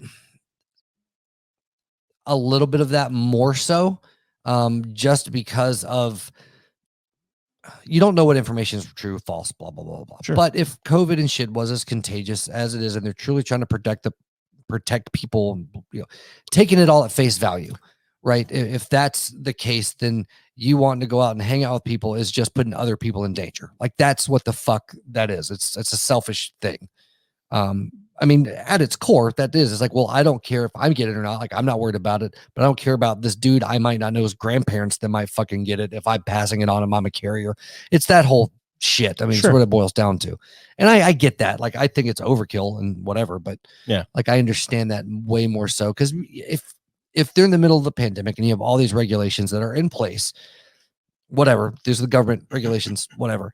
And you're like, well, fuck it. I won't do it anyway, just because I want to. I don't give a shit about nobody else. That's a selfish fucking piece of shit. It was crazy just how immediately politicized the coronavirus got. Absolutely. And And again, if Trump had taken the opposite stance that he did, then you would have had the left take the stance that the right took during it. Yeah, it's just well, because the media has politicized everything. But that's now. why I said purely at face value. Because I mean, it's not the first time we've been quarantined. I think it was like the big influenza outbreak. I think it was like 1912 or some shit like that. Not the Spanish influenza. There was another one at the time. Anyway, but people were quarantined. Not allowed to go out. There was bird flu and swine flu in our adult lifetime that was per capita was killing more people, but less people were getting it, and it wasn't handled the same way. But again, what I'm saying is, it's not the first time this country's been quarantined, No, and it was much more strict at one point in time. Sure. Quarantine is keeping sick people from getting out in society. Tyranny is making everyone stay home. There's a difference. David Weiss taught me that. David Weiss taught you that? Yeah, that's what his shirt said anyway. It's got to be true if it's on a shirt, right? Absolutely. I don't know, man. And again, I'm talking strictly, face value shit. There's a whole other layered thing about what's true, what's not true, and all this other shit. But sure, like I'm just saying, but it's also emotional too. And that's part of what politicizing shit does nowadays. Is everything is so like nobody can think. I shouldn't say nobody, but it's a rare gift these days to be able to unbiasedly look at something and say, hey, and not have an emotional involvement in it, or recognizing there's emotional involvement, but not letting it dictate your overall fucking judgment. And, it's easy to get people riled up. Yeah, for sure. But I mean, riled up, like we get riled up and, fuss and shit like that. But as far as riled up so much that it puts hatred in your heart towards people you've never met, that type of shit. Yeah. Anyway, continue. Okay. More news. Are we done with this article? No. God damn it. How long is this article? Until you're not mad anymore. I'm not mad about the article. I got mad about the other shit. I got you. Well, Feather, a furniture rental startup for design-conscious city dwellers, Consumer Feathers, tells Quartz that the demand for cozy items such as sofas, chairs, and beds has increased by 260% during the pandemic. People really want to feel comfortable since they're spending so much time at home, explains Kendra Ovesen, the company's head of merchandising. It's clear to us that people are playing around with their spaces, trying new things, and looking for change. Oh, man, I love playing with my spaces. So let's see. They also report a 4-fold increase in the demand for home office furniture. Well, no shit. My company's toying around with making everyone get vaccinated to be able to go back into work, because all of our offices are shut down, but all of our distribution facilities are not. So it's like, for me, it's like, I just don't like anyone telling me I have to do anything, good or bad. Like, I would feel the same way if they said, well, you're not allowed to go get vaccinated. I'm like, well, who are you to tell me that? But also part of it's like, I haven't needed to be vaccinated or anything to come into work this long. Why do I suddenly have to have a vaccine to come to work, but we'll see. You know, I don't know. They're going to pay for it, so Right, exactly. regardless. And that's yeah. Go ahead. Sorry. No, go ahead. No, I was like, people bitching about that. I was like, if your job and it's a private company, Absolutely. they say, hey, you have to get this or you can't work here anymore. Don't be a bitch. Either fucking don't work there anymore. Or So get what the if vaccine. it's a publicly traded company? Because they get a little more leeway and for lack of a better term, help from the government. Right.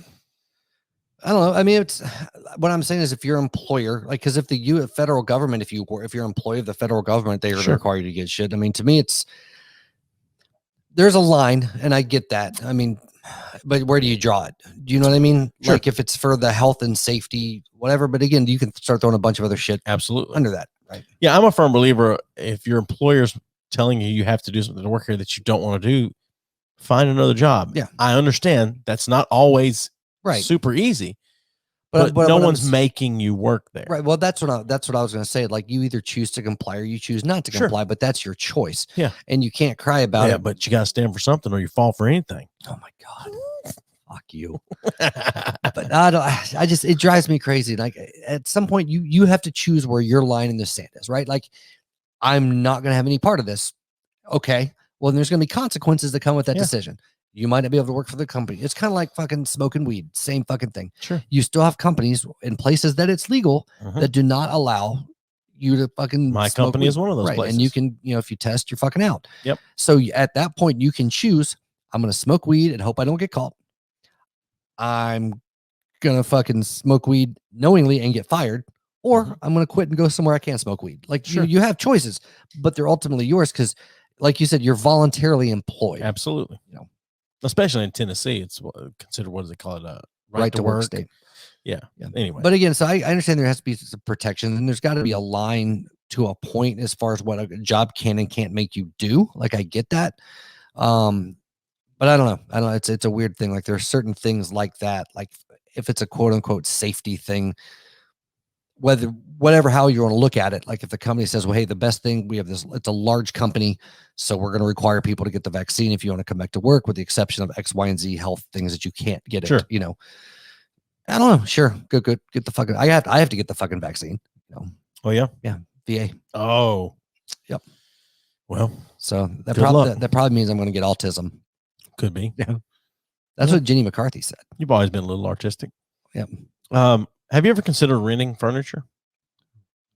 Like renting? Like renting furniture. I'm just fucking with you. Yes. If you fuck with me all you want, that was not funny. Yeah, I wasn't trying to be funny. I just like to get you to overemphasize whenever you say a word. Renting. No, I have furniture. Not rented furniture.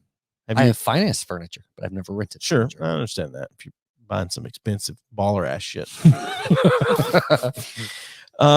My life is expensive baller ass shit. Well, these are alternatives to costly room makeovers. With so much still in flux, renting furniture is one way to mitigate the astounding amount of environmental waste on room makeovers. Do you know how much money you spend renting fucking furniture? The U.S. Environmental Protection Agency estimates that 80% of discarded furniture and furnishings end up in a landfill each year. It's because it's full of cum, shit, and God knows what else. Nobody wants that after it's done. I'm just telling you, you should rent your furniture. It's much more environmental. It's more environmental than a Prius. Yeah, it is. Moving furniture. This is the last thing. Moving furniture around is also another way to.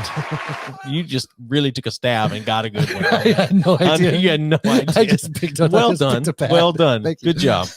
Moving furniture around is also another way to inject novelty in our spaces without the cost and the waste. A study by the furniture brand Joybird indicates that more Americans got into the habit of Sounds reorganizing. like a porn company. It does, doesn't it? Oh, that's Joy Mill. Joy Electric. Joy Electric. More Americans got into the habit of reorganizing during the pandemic. Of the 1,900 polled, 85% say that they take the time to reorganize their homes at least once a month. Jesus Christ. Dude, this article has taken 20 goddamn minutes to get through. Would you please go to something because different? you went political about the virus. You talked about politicizing. I didn't talk about political shit other than the fact that it was a tool to manipulate the masses. Well, I've got something else you love.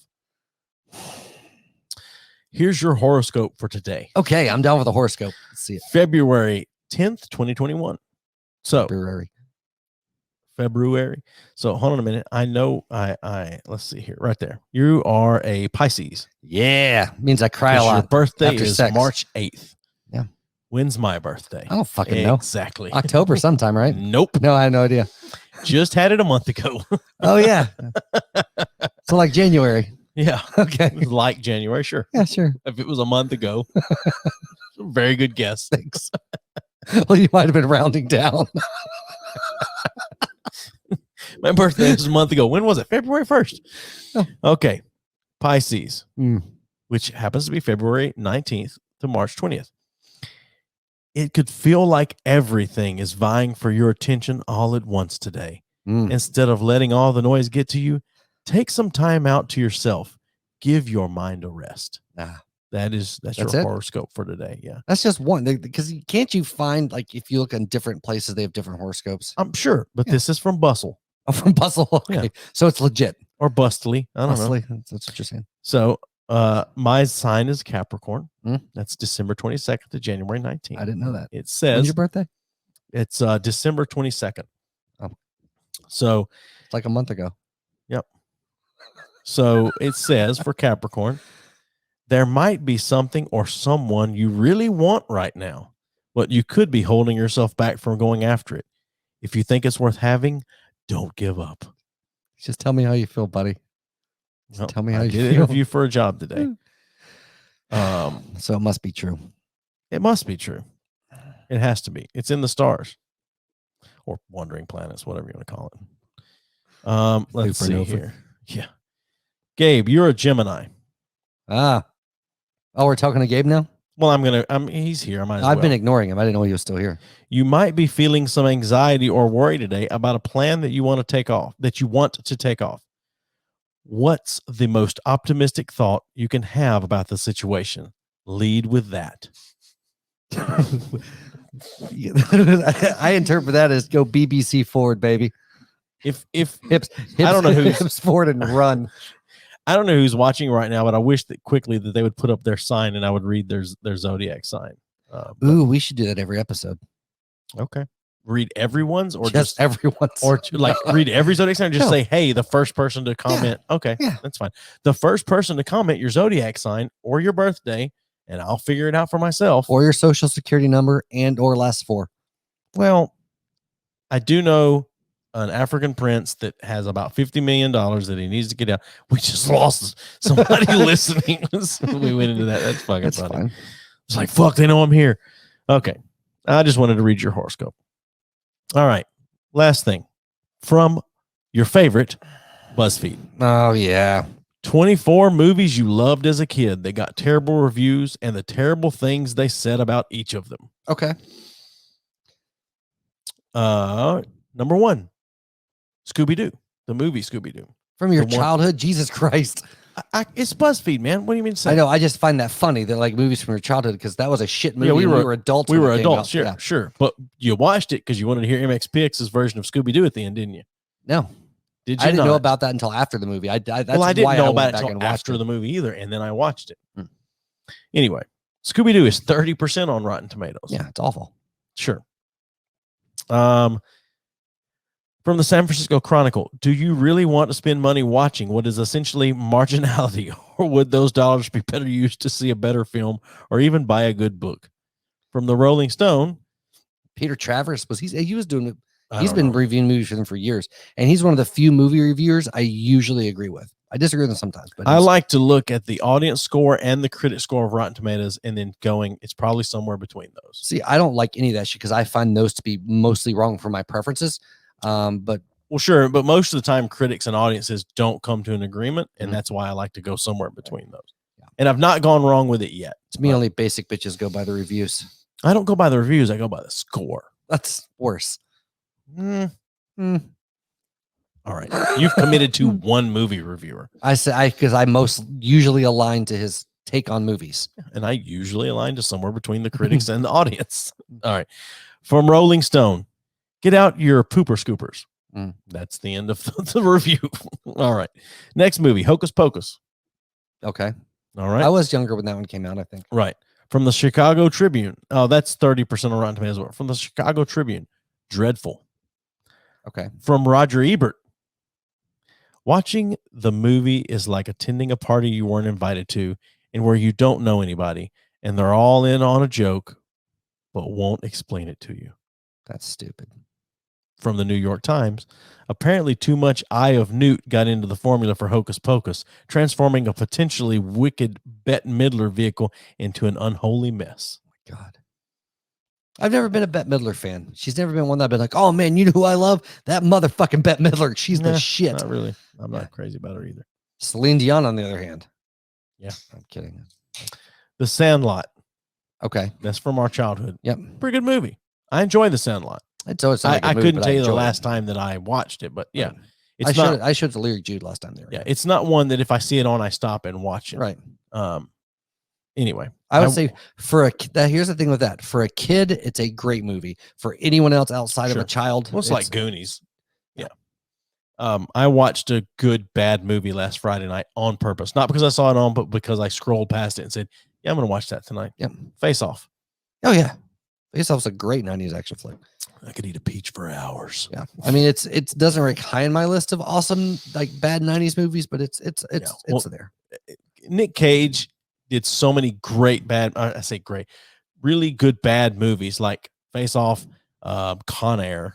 I'm trying to think what else was similar to that. Con Air is a goddamn Jerry Bruckheimer masterpiece. The Rock. Yeah. So anyway, The Sandlot is 57% on Rotten Tomatoes.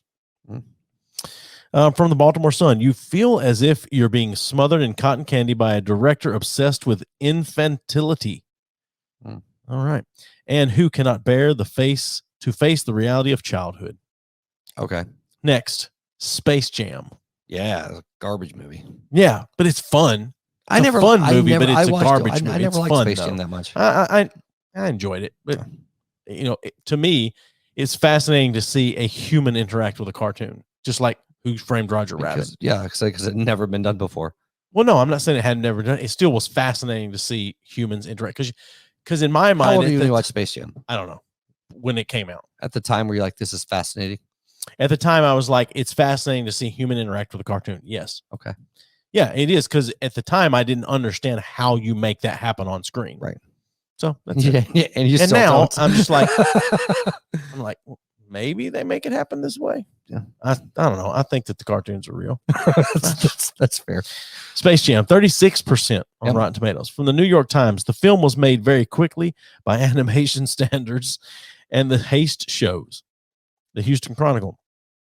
In basketball terms, Space Jam is more akin to the garbage time that concludes lopsided games when reckless playing is no substitute for the real thing.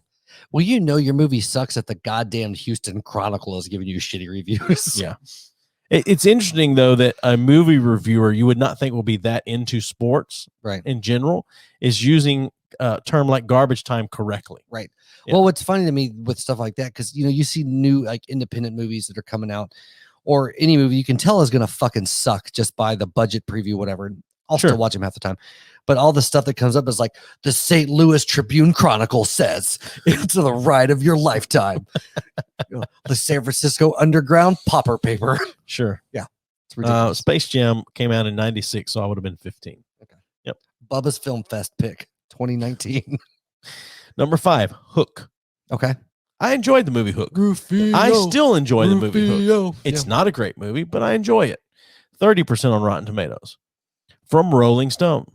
No matter how much cash Hook earns, it will take more than pixie dust to fly this overstuffed package into our dreams. My dreams are filled with nothing but overstuffed packages. Number 6, Jumanji. Okay. 48% on Rotten Tomatoes. Okay. From Roger Ebert, a gloomy special effects extravaganza filled with grotesque images generating fear and despair. Who said that? Roger Ebert. Oh, yeah. He was a fat piece of shit, too. Yeah. I'm glad he's dead. Because I knew him personally. Is Ebert dead? I thought Siskel died. I didn't realize I thought Ebert died. like, he was the fat fuck, right? That was Ebert. Oh, let's see. Let's look him up real quick. Yeah. RogerEbert.com doesn't really tell me. I clicked the link and it took me to RogerEbert.com. But see, that goes to show, though, right? Okay, say Jumanji has 37% on Rotten Tomatoes. Ask almost anyone that's our age or even younger within the last decade, I'm going to say mid 30s, early mid 30s to now. And you ask them what they think of Jumanji, and they're going to be like, fuck yeah, Jumanji. So who are the goddamn assholes that are lying and giving it the 30%? Unless it's younger people voting in now, because it doesn't hold up.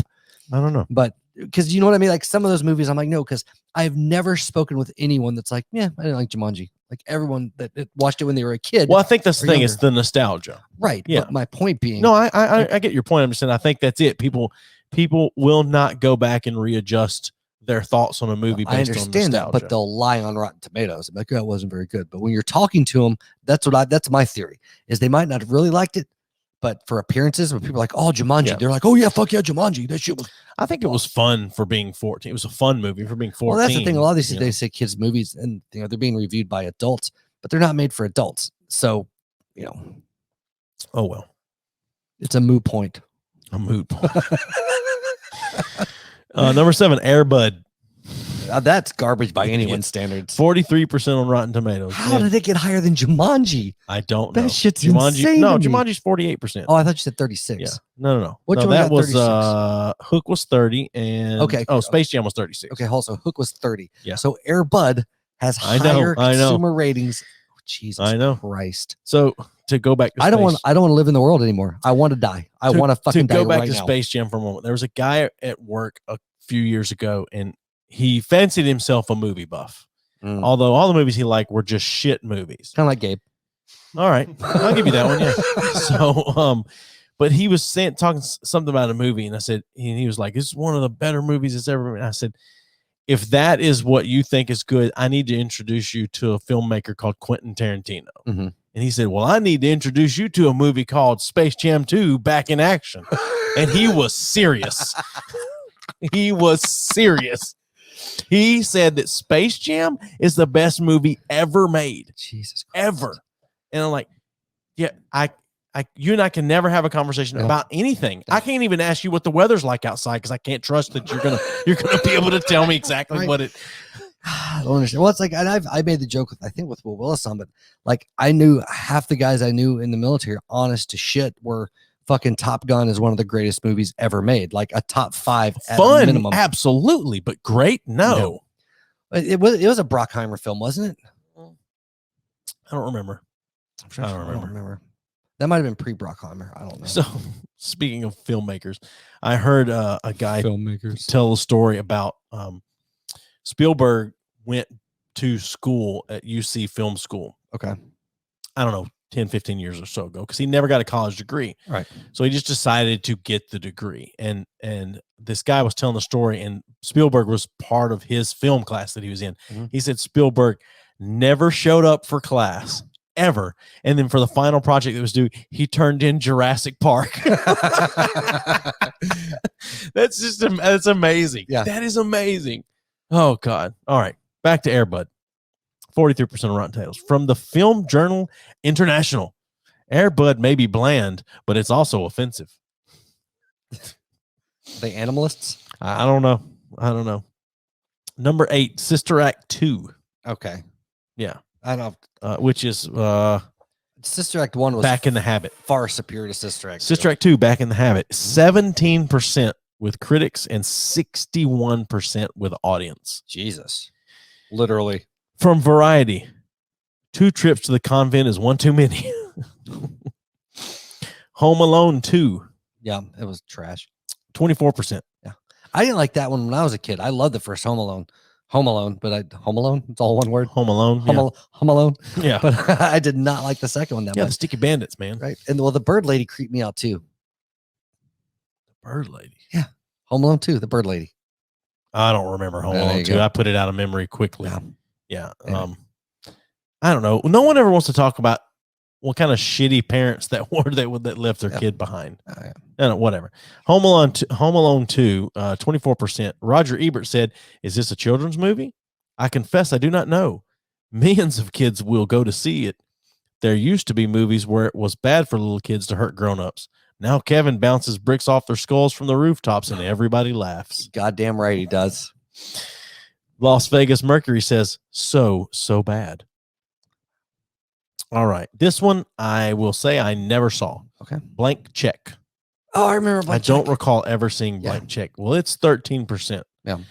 Entertainment Weekly said, if I were a 9-year-old boy, there's a possibility I'd find the little fantasy of the theme of rampant consumerism sort of cool. Jesus Christ. Yeah. Number 11, Casper, Yeah. 44%. That was a shit movie. older. That was a shit movie. But Washington Post says the horror. See what they did there? Yeah. Number 12, Dennis the Menace. Okay. 20, Walter Matthau. Walter Matthau was a genius. He and Jack Lemmon were a great team together, but comedically they were two of the funniest people, for their age range back then. Anyway, anyway, Dennis the Menace, 23%. No Red Fox. No, there were no Red Fox. Very young children may find the numbskull by the numbers gags here amusing, but teens will consider this kid stuff and adults will be pained. Well, no shit. That's what a kid's movie is. Number 13, Jingle All the Way. I'm just going to say, I have never taken my kids to a kid's movie and expected that I was going to like the movie. Absolutely. It's always been like, fuck, this is going to suck. And then if I enjoy it, then I'm like, okay, that wasn't as bad as I thought, but I'm fully prepared to hate every fucking second I'm there because kids' movies are made for stupid people, which are children. It's always nice, though, when a kid's movie throws an adult joke in here and there to make it at least tolerable. Yeah. Anyway, Jingle All the Way. Did you watch this one? Arnold Schwarzenegger, right? Yeah. 17%. Okay. Common Sense Media says Arnold terminates the holiday spirit. Jesus The Little Rascals. That was the remake. Yeah. 25%. It wasn't funny because they took all the racism out. Yeah.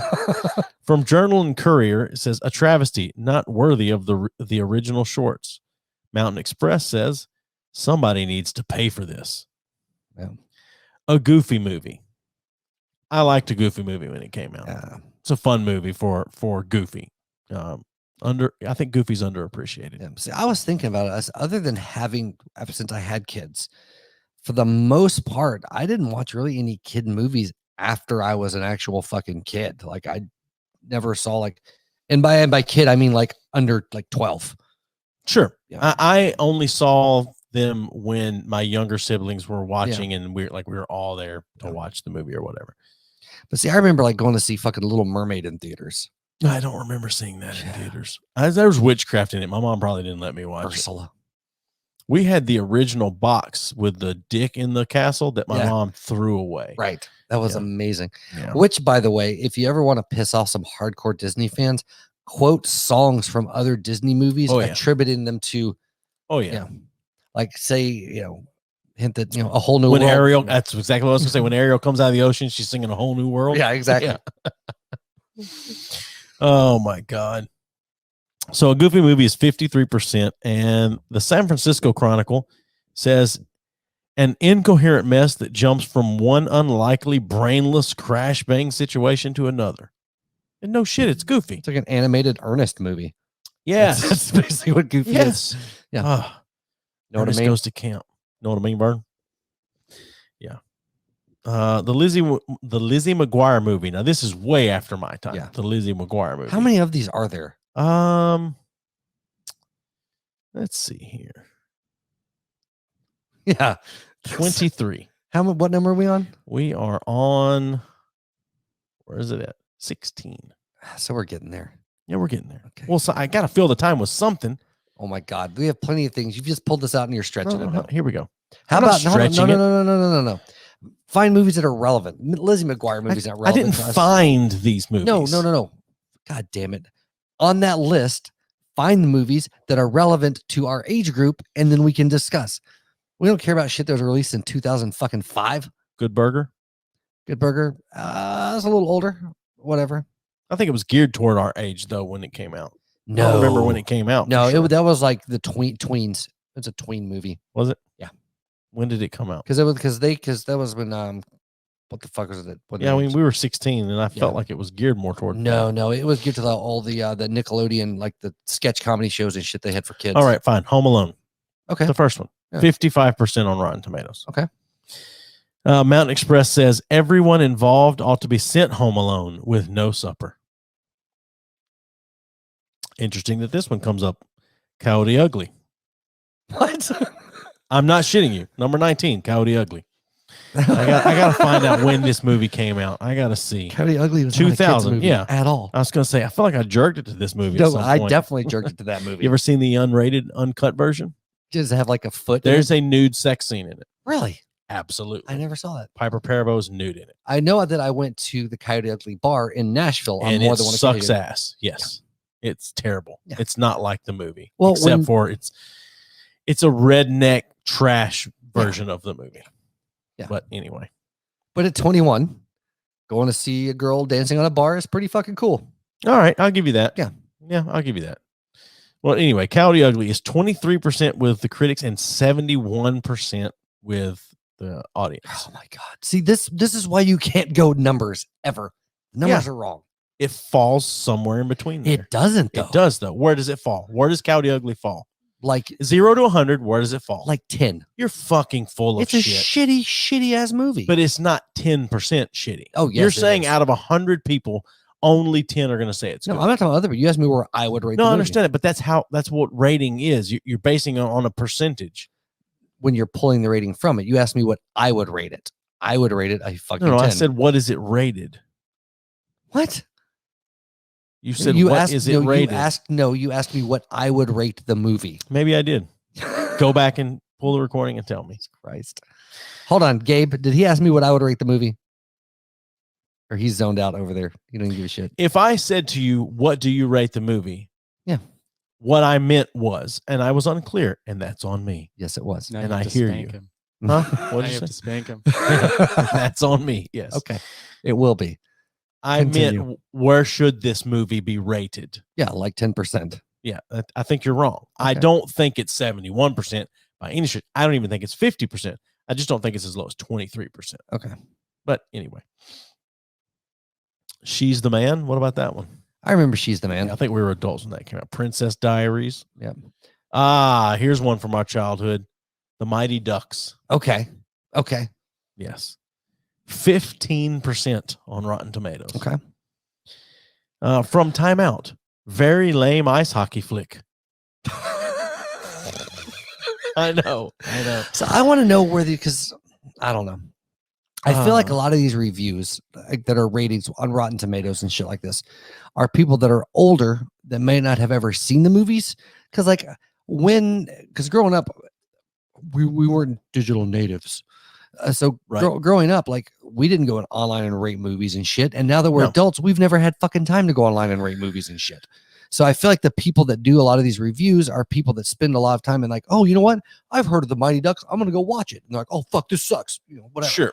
You know. And to me, you definitely shouldn't be allowed to rate a movie that you haven't seen. Oh yeah. And I think that happens some, but I would bet today that people go and rate movies because they don't like a person that's in it. Oh, absolutely.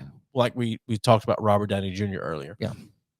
I think there are probably lots of young people that are wanting to, or what did you call them, Zoomers, that Jesus want to Christ. have him canceled because of Tropic Thunder that would go and rate another movie of his Yeah. that they haven't seen poorly. Yeah. Even though I will say that the term Zoomers is more accurate than the term Boomers and how it's thrown around. It bothers is me right now. so much. It is right now, but eventually it won't be. Eventually they'll be calling anyone that. Oh, I know. That's what it's like. Millennials, they're still calling people. It's fucking stupid. Like I don't like. Have you been called a boomer? No. I have. I've been called boomer. I see. I have, but I've heard people call boomer like they're goddamn, 30 years old or Right. 35 or whatever the fuck it is. Like no, they're Right. goddamn millennial. Like boomers are like 56, I think. So that's why I say my under 55. Like fuck you. Like unless you were Boomers born, are younger than 55. Is that what you're Older. saying? Older. Yeah. Yeah. Okay. Yeah, boomers are I think 56 and up as of Yeah. right now, maybe 55. Our as of parents this are year. boomers. Yeah, our parents are boomers. Absolutely. And we used to be Gen X, and then they fucking shifted those bitches They around. did. and And now we're millennials. millennials. Because they did But you can still find places that call us Gen X. yeah, like because prior I think it was after an 81, like 82 up were millennials. Well, you Like, and I was fell right in on a the cusp. you and I fell in a spot where at the time we hit Gen Y and Gen X because 81 was like the break point Yeah. of X and Y. Supposedly. But now some of them out there are calling us millennials. Some are saying 1977. It's fucking insane. Millennials. That's insane. Yeah. You're what, 23 when 2000 hits? You're not a millennial. Right. I was married before the year 2000. I'm not a millennial. Right. I know. Those teams get turned around and they become labels and shit. And it's funny to me though, because there are stereotypes, and you hear that. I've heard a lot of people say, well, every generation complains about the next generation being a bunch of pussies. Like, because they fucking are. I'm a bigger pussy than my dad was. He's a bigger pussy than his dad was. Absolutely. And he was goddamn a bigger pussy than his dad was. Oh, for sure. Like, if you can't see that, then you're a fucking stupid piece of shit. Yeah. Because do you think it'll ever come back around where a generation will be better and not as big a pussy if as the there's a generation complete before? like apocalyptic type fallout? Then yeah, because you have to be like, your situation culturally that you're in dictates essentially the thickness of your skin and physical assertion, whatever, because the survival of the fittest, right? And so if you're all these comforts that we have are taken away, because basically our parents or their parents made their life more comfortable, our parents made our lives more comfortable, and that's kind of how that goes down. And until that's fucking ripped away, and you have to fucking stand up and fight for it, it just continues downhill, because technology, convenience, comfort, all that shit, fucking sissies you out. Like, I couldn't go right now without any survival skills. I couldn't just go fucking march off in the woods and go live. Like, I might be able to figure it out. I'm probably going to die. You think so? More than likely. Yeah. Like right now in the wintertime in the Smoky Mountains, you just go out there by yourself with nothing but the clothes on your goddamn back and like a hatchet. You're going to die in a day or two. Because, neither one of us could sit down and like build a fucking shelter and a fire with its pouring, rain and all this other shit. Anyway, but because the skill set's different. My dad probably couldn't have, more so than me, maybe. But like, you take a World War II motherfucker, that was out in those trenches and surviving that shit. Yeah, they're probably going to do a hell of a lot better than me. I agree with that. Yeah. Well, I mean, except that they're pretty crippled, can't get around. Right. The wheelchairs are hard to wheel through the fucking snow. But but it's a progression of softness. I agree with everything saying, but I feel like I probably could survive in the Smokies for a few days. I feel in the winter with. I think I probably could. Okay. I think I could figure something out. With cotton trousers. Or get back to safety. No, I'm just kidding. No, I think I probably could. Okay. I think I probably could. If you give me the clothes on my back and a hatchet, I think I probably could. Really? I think so. I'm not sold. Like, I wouldn't bet money. I don't know that I'd bet money on it. Might bet. And I mean, I'm saying that loosely, but I'm just saying. Sure. No, I get you. I agree with the statement that each generation, at least so far, is a bigger pussy than the previous. And not just that, but even the level of offense, because as society, quote unquote, evolves, and we've seen this with media, how things work, that fact and logic becomes less important because it's not a matter of survival anymore. And then that becomes a matter of perspective, and it becomes a matter of opinion. And those things start weighing out more than, because there's no consequence as far as physical consequence, that if your opinion is different than my opinion, my wrong opinion is not going to kill me. Your wrong opinion is not going to kill you. It's just going to be wrong. So whoever can yell the loudest is the one that's right. You know what I mean? Whereas if it's like, okay, I think that the right thing to do would be to cross the river here. And you're like, no, fuck you. It's going to be over here. It's like, well, I really feel like it's going to be over here. It's like, I tell you what. For me, I just feel my truth is telling me to cross here. It's like, and one of us is going to goddamn drown. So I hate the term "my truth" because there's no such thing as your truth. There's just the truth. Right. There's perspective. There's perspective. Do you feel like there's a difference between fact and truth? A difference between fact and truth? I know you love semantics like this.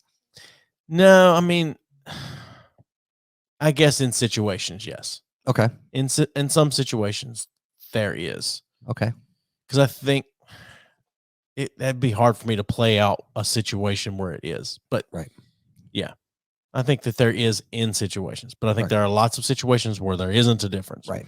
I think where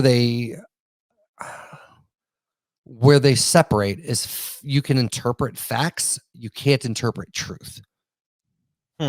Truth is always true, right?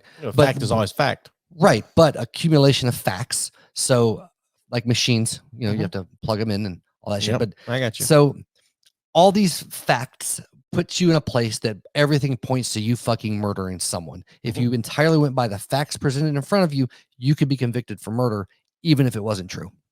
That's not fact, though. That's called evidence. No. You could have surrounding facts around that scenario that cumulative would be used as evidence against whatever. Yep. But those are the individual pieces are facts. Sure, I get it. The fact is you were here. The fact is this. The fact is that. But a fact doesn't prove guilt. Right. Well, I'm not talking legal. I was I as understand an that. example. I know a fact doesn't prove guilt in our legal system, but I'm just Sure. saying you can take a group of facts to make an assumption about something that isn't true. I guess I would say is, can you change those two words out in that situation? No. You can't. You can't say the truth is you were here, Mhm. and the truth is you knew this person, and the truth is you went here with this person, Right. and that still all of those truths point to you did it, but you still didn't do it. That's what I'm saying. If the words are interchangeable, then there's no difference in the scenario. But I don't think they're interchangeable though, Why not?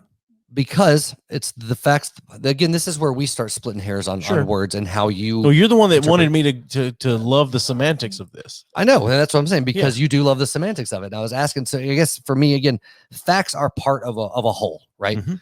And so these can all be truths, but that still doesn't make it true that you did X, Y, or Z. Sure. All these can be facts, and it can. Fuck. I'm really bad at explaining because I know how your brain works, and I end up picking No, it's myself not that. apart. It's just that if you can change the two words out with the same outcome, Right. then they're the same Right. in most cases. No, I get what you're saying. I get that there are times when a truth and a fact isn't the same, but Right. I'm just saying in general. So I think shitty so. example on my part, trying to pull that together. Oh God, no! I just hate the term My "live truth. your truth" or "my Yeah. truth" or whatever, because there's truth. There's things that are real to you, or I say not even real to you. There's things that are your opinion, Mhm. and that's how you base what you want to live. And I get that that's what they're saying, Mhm. but I think that because they're using the word Okay, truth, maybe they that's- think that that's a much more holier way to say it. Yeah, I guess, and this is kind of coming from the other perspective of what I was saying a second ago, but thinking out like if you take truth from a religious standpoint, then there's an ultimate truth and not an ultimate truth, right? Mhm. But if morality is relative, then so is truth. Okay. So maybe I'm thinking this out as we're talking about it because like of how you split words. So I guess maybe that's the opposite of that would be more true than more true. But the facts are facts, but truth is relative. Might be a better And take see, on I it. don't necessarily agree that truth is relative, But you believe in an ultimate truth. in most situations, sure. In most situations, there's an ultimate truth. There's not an ultimate truth. There's an ultimate fact. There's not an ultimate fact. I think you can interchange those two words in that sentence. Explain how you can interchange those two, because I'm curious on how you can. Because Well, in that sentence, to me, they mean the same. I think that, and again, it would be hard for me to explain a situation. to me, a fact it's a fact or it's not a fact. Sure, but I feel the same way about truth. Okay. It's either truth or it's not. But the concept of truth is a moral construct. Is my point. I think the concept of whether you say the truth or not is a moral construct. I guess that might be and again, God damn it. This What? pisses me off. No, I'm trying to put my thoughts together and I'm not putting this out right. Because I realized what I was saying earlier is the opposite of what was trying to put it down, is more of like one has to have like constant, there's no variation. This is what it is. So I don't know if you want to throw fact or truth on that. One is completely subjective to interpretation. Truth, you think is subjective to interpretation? Yes. Okay. More so than fact is. Because a fact would be like, hey, this is made of fucking glass. Like Mhm. there's no other, I don't know if this is glass or not, but It is. for example. So this is glass. Might be a different type of glass, by whatever, but you can't, there's no Sure. other perspective that says that this is glass. Okay. Right. But are you saying you can't interchange the word truth there? No, as well? but truth has more meaning to it. So if this is, then you start throwing in, okay, glass is half full, half empty. That bullshit. Can you give me an example where truth and fact aren't the same or aren't interchangeable?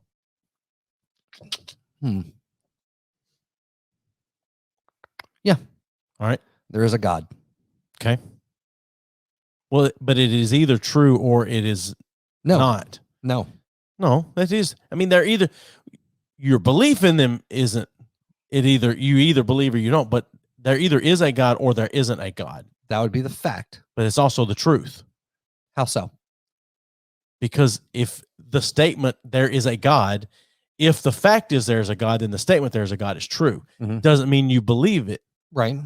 And belief doesn't care about right. truth, and truth doesn't care about belief. I'm just Right. saying, like, it's true and factual, or it's Okay. not So true. let's go from a false. philosophical standpoint then. Okay. Okay. Alcohol. Okay. Like it's a sin to drink alcohol. Okay. Okay. That's an opinion. That's an opinion. Mhm. Well, not to some people. That's a truth to some people. Sure. But just because it's a truth to them doesn't mean it's actually a truth. You can call things truth that aren't the truth. But for that person, that is true. Yeah. And see, I don't buy into for that person it's true. I buy into they believe that for them it's true, but I don't believe that it is. I believe your opinion, truth doesn't give a shit about your opinion. It's either true or it's not. Okay.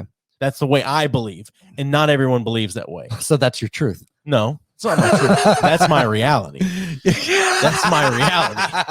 That's just the way. That's the way my brain works. That's the way my belief system is. And I'm everything. very, very compartmentalized. And so I'm not wording things well at fucking all, but I see them as very, because I see truth as very much as the way the person lives out their life is what they mean when they say their truth, right? This is what I believe to be the right way to do things. This is what I'm doing. That's what, because truth for me is more of a moral term than fact. Like they're very different. I agree that it is a more moral term than fact. Right. But I also will say your statement that it was a poor choice. No, I'm saying, but your whole statement in general doesn't bother me at all. Like someone saying my truth. Right. That's a completely different thing. Yeah. Because I just mean it's come down to be synonymous with my opinion. You know. But also people have started now taking their truth and stating it as fact as well. I agree there. Yeah. And that's definitely that's not the way things work. Yeah. Yeah.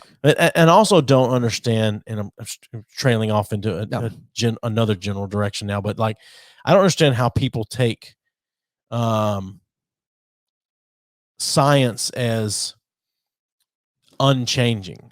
Right. Like if we're saying, well, the CDC said certain things about coronavirus or whatever, but as more studies happen, you come to find out there are actual more scientific facts there. And it's like, well, but this is what the CDC says. Like, but that's not how science works. Well, science is science is only proven until it's not proven anymore. The people that believe science is unchanging are people that make science their religion. That's exactly what the fuck that is.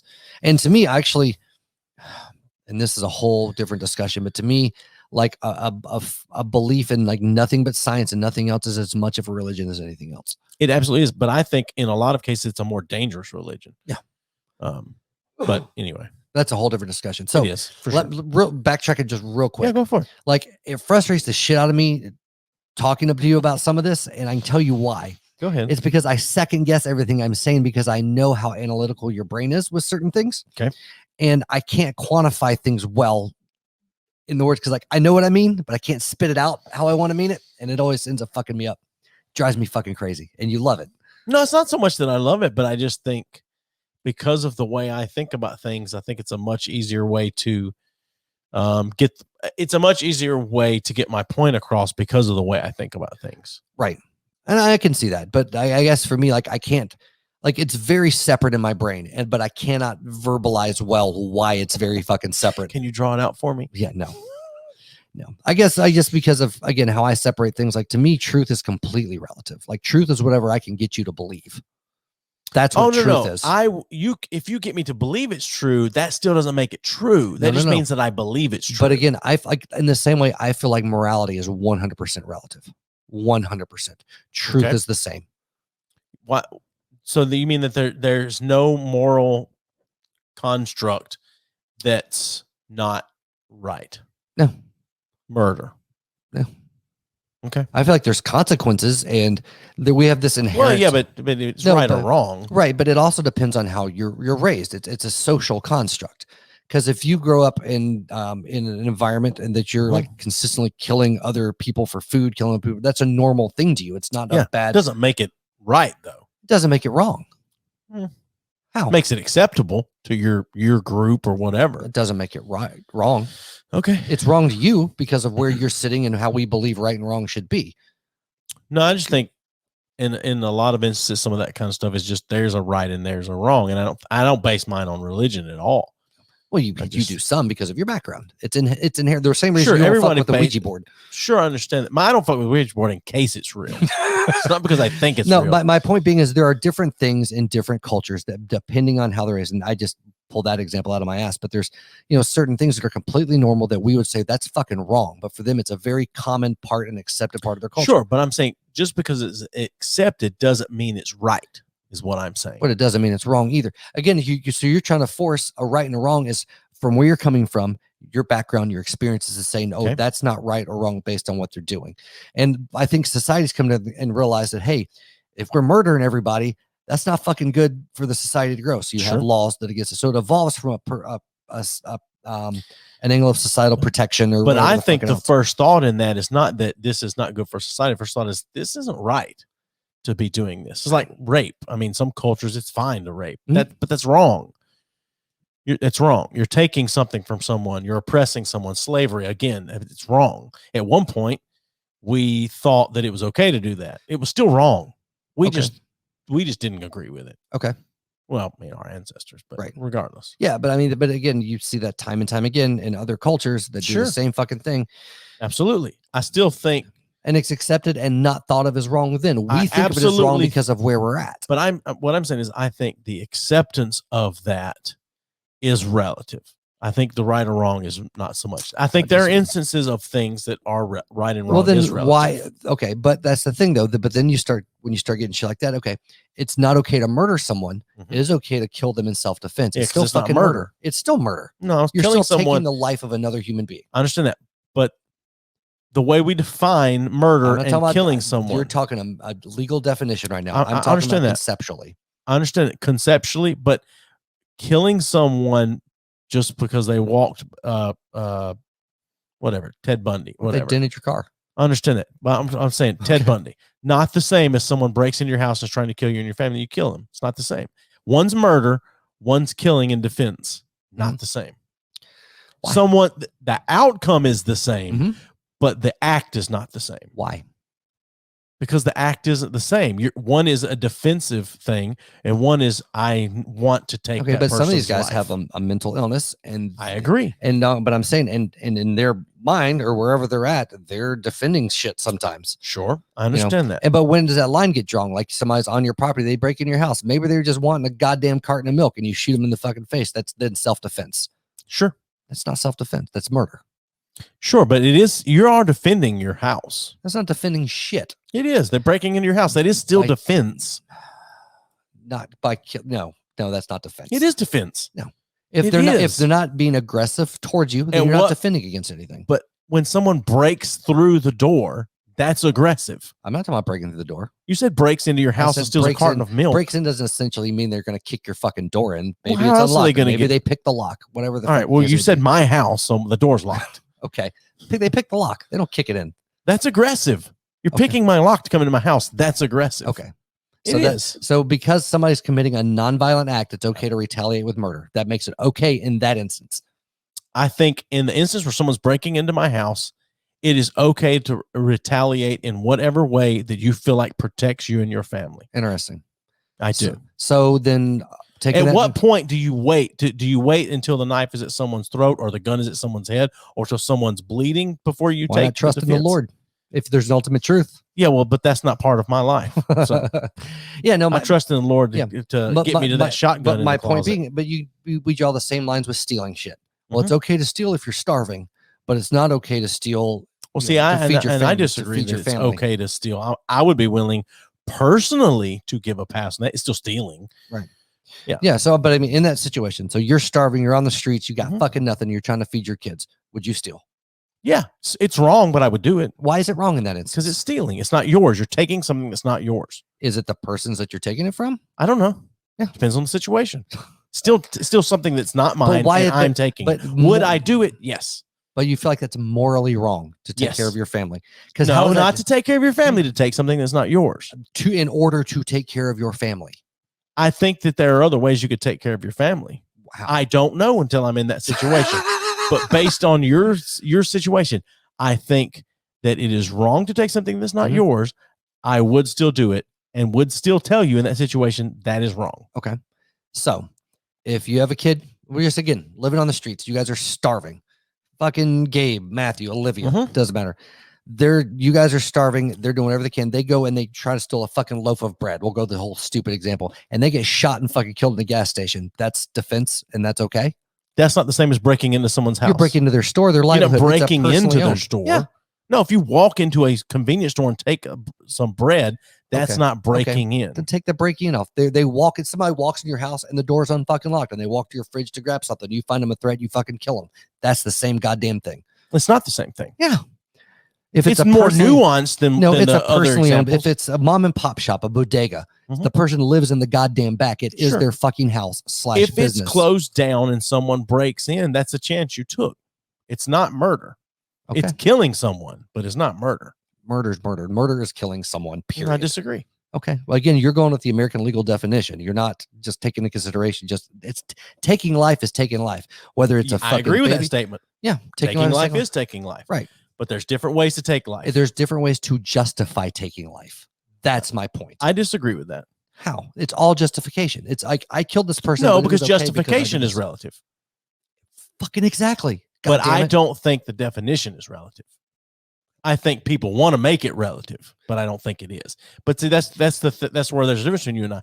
There are these things that I just believe that that's how they are, right? And it's not based on anything except that this is the definition of it, and this is the definition of this. Okay, that's just the way it is. It's just like fact and truth. Okay, if you can in conversation interchange those two words and it actually be the same thing, get the point across or whatever, not however you want to word it. I don't know the best way to word that. Then fine. But some of it challenges your definition. Like if you say somebody broke into my house, so I murdered them. If someone breaks into your house, if you come in and if you hear somebody breaking into your house, how are you going to react? Yeah, I'll kill the motherfucker. Exactly. But that's not murder. That's killing someone, but it's not murder. But again, that murder's a type of killing. Oh my God. But it's still killing. It is still killing. We don't disagree on that at all. Jesus Christ. We don't disagree on that at all. Murder is killing. It's taking a life. That's what murder is. It's fucking taking a life. It's a way to take a life. Yes. Now, a way to take a life would be I strangled them versus I shot them. That's a way to take a life. Either way is taking a life. Whether you want to call it murder. It is a way to describe taking a life. How about that? Murder is a way to describe taking a life. That guy was a murderer. He was a person that took lives. But that's not how you would say it. You'd say he was a murderer. Right. He was somebody that killed other people. But if somebody came at you with a gun and was shooting at you, not you, anyone, you saw a guy in the street, another guy the guy's just walking across the street, minding his own business. And you know that guy's minding his own business. And a guy comes at him with a gun shooting, and he pulls a gun and shoots that guy. You're not going to call him a murderer. Yeah. No, you wouldn't. I absolutely would. You wouldn't say that guy's a murderer. Yeah, he murdered the other guy. But that's not what you would say. Why not? It's just as true. It's not just as true. It's just as true. I completely disagree with you. I know, and you're wrong. That's fine. You're welcome to think that. I'm perfectly fine with you thinking that. I don't understand how you can separate the two. That's fine. Yeah. I don't understand how you can. Yeah. Well, because it's all the same out. I look at if the way you get there differs. Okay. The end result is the same. So it's the end result is the same. So it's whatever you want to call it doesn't change. That's what it is. No, the end result can be the same for something, but the reasons be different, and you have to define it differently at that Why point. do you have to define it differently? That's not the same thing. The end result is the same, but it's not the same thing. If you and I, the only reason you have to have a definition is for legal reasons. That's my point. The only reason you have to separate and define them is for the purpose of trying a crime, not trying a crime. So why do we have the definition of it? Because it's a fucking crime. It hasn't always been a crime. We still had a definition for it. Then what There's plenty of cultures that don't. Murder is usually generally accepted as being universally wrong in most societies. Okay. Because again, it's societal protection. It's not that it's right or wrong. It's like, hey, we can't be killing each other because fuck it, we're not going to get anywhere type of shit. Same thing with stealing. It's not that somebody. But maybe that's where my thing comes and why I will define it differently. I don't know, because it's generally accepted everywhere. Generally. Yeah, generally. But I mean, there's also parts that generally accept it's okay to eat the bodies of your dead fucking family. And here, like, but it's not generally accepted everywhere. generally accepted in large cultures in certain areas. What would you say the percentage of the world accepts that? I don't know what percentage of the world accepts that. Estimate. I don't know. I know you don't know. That's why I said I estimate. can't estimate because I just know it's a big ritual in parts of Africans and Very small parts. And compared to the rest of the communities, world. Yes. Very small parts in comparison to the rest of the world. Okay. So significantly smaller than the amount of people that consider murder. Genital Middle East. Yeah, it's still a very small part of the world, but a huge population in that part of in the that world. part of the world. But that doesn't define the right or wrong of it, is what I'm saying. Okay, it's right or wrong in that culture, and it might be right or wrong in another culture. It's all the interpretation of the specific culture. But the way I've looked at the conversation is we're saying right or wrong, period, cultural or not, right or wrong. And I'm saying that's relative. I think it is relative to culture, but I think that there is an innate right or wrong. Okay. So you're arguing for an innate morality that's in every single person across the planet, with the exception of mental illness. Blah, blah, blah. It's in the majority of people across. Why does that make it the universal? Because it's the majority. Okay, the majority. It's the same thing as we don't set our society up for the weakest of society. But you had just said help that we should help the weakest. You had just said the majority of people used to think slavery was okay. Now it's not. No, I didn't say the majority of people used to think. I said we used to think as slavery was okay. But the majority, yes. Take the world out of it and look at America, break this down. We as a majority said that slavery was okay and it was right. And you just said, well, we're looking back and saying, hey, that's wrong. Yeah, it was wrong then. Okay. No, not to them. They didn't think it was, doesn't mean it's not. Okay, but just because you think it was wrong doesn't mean it wasn't right. Hold on, say that again. What? Just because you think it's wrong now doesn't mean that it wasn't right then at the time. History is fucking history, man. People do understand that, people but do. It's right or wrong. I mean, it's not. It's fucking relative, is my point. I agree. Some things are relative, but I don't agree. Because you can look back and assign rightness or wrongness going in retrospect because of where we are, where we're evolved, what we're doing. But in the future, somebody's gonna look at shit that we did now and say it's fucking right or wrong because it's a relative construct of where you're at. Deciding it's right or wrong is not what makes it right or wrong in the way I believe things. Right. Which is showing exactly what I'm saying. It's relative to you that this is what this is. That's fine. I believe that that's right or wrong, period. I don't care what your culture is. Okay. That's when it comes to a lot of things. I don't believe that way about everything. Okay. Murder just happens to be what we were talking about, and I believe that way about everything, about every culture. It's right or it's wrong. Okay. Your culture may accept it, doesn't mean it's right. Yeah. See, like I said, that's what I disagree. I feel like it's all 100% relative, and how you define those things within the mix. Okay. So that's the other thing. I feel like the only thing that keeps the world out of chaos, is the social construct that defines what's right and wrong to us in the society we live in. I can mostly agree with that. Yeah. That's it. That's my whole point. I mean, I don't feel like that was your whole point, but yeah, no, it's all relative and it's defined by where you're at. I agree that things are defined by where you're at, but I don't think the ultimate definition is defined by where you're at. I feel like that you could go around and kill every fucking person, and there's consequences that I don't think when you die and whatever comes after the fact is going to change whether you did that or whether you lived your entire life like a fucking saint. Sure. I agree with that statement. Okay. Doesn't mean that that's not right or wrong. Okay. So there's no... I don't think what happens after you die decides whether something's right or wrong. Okay.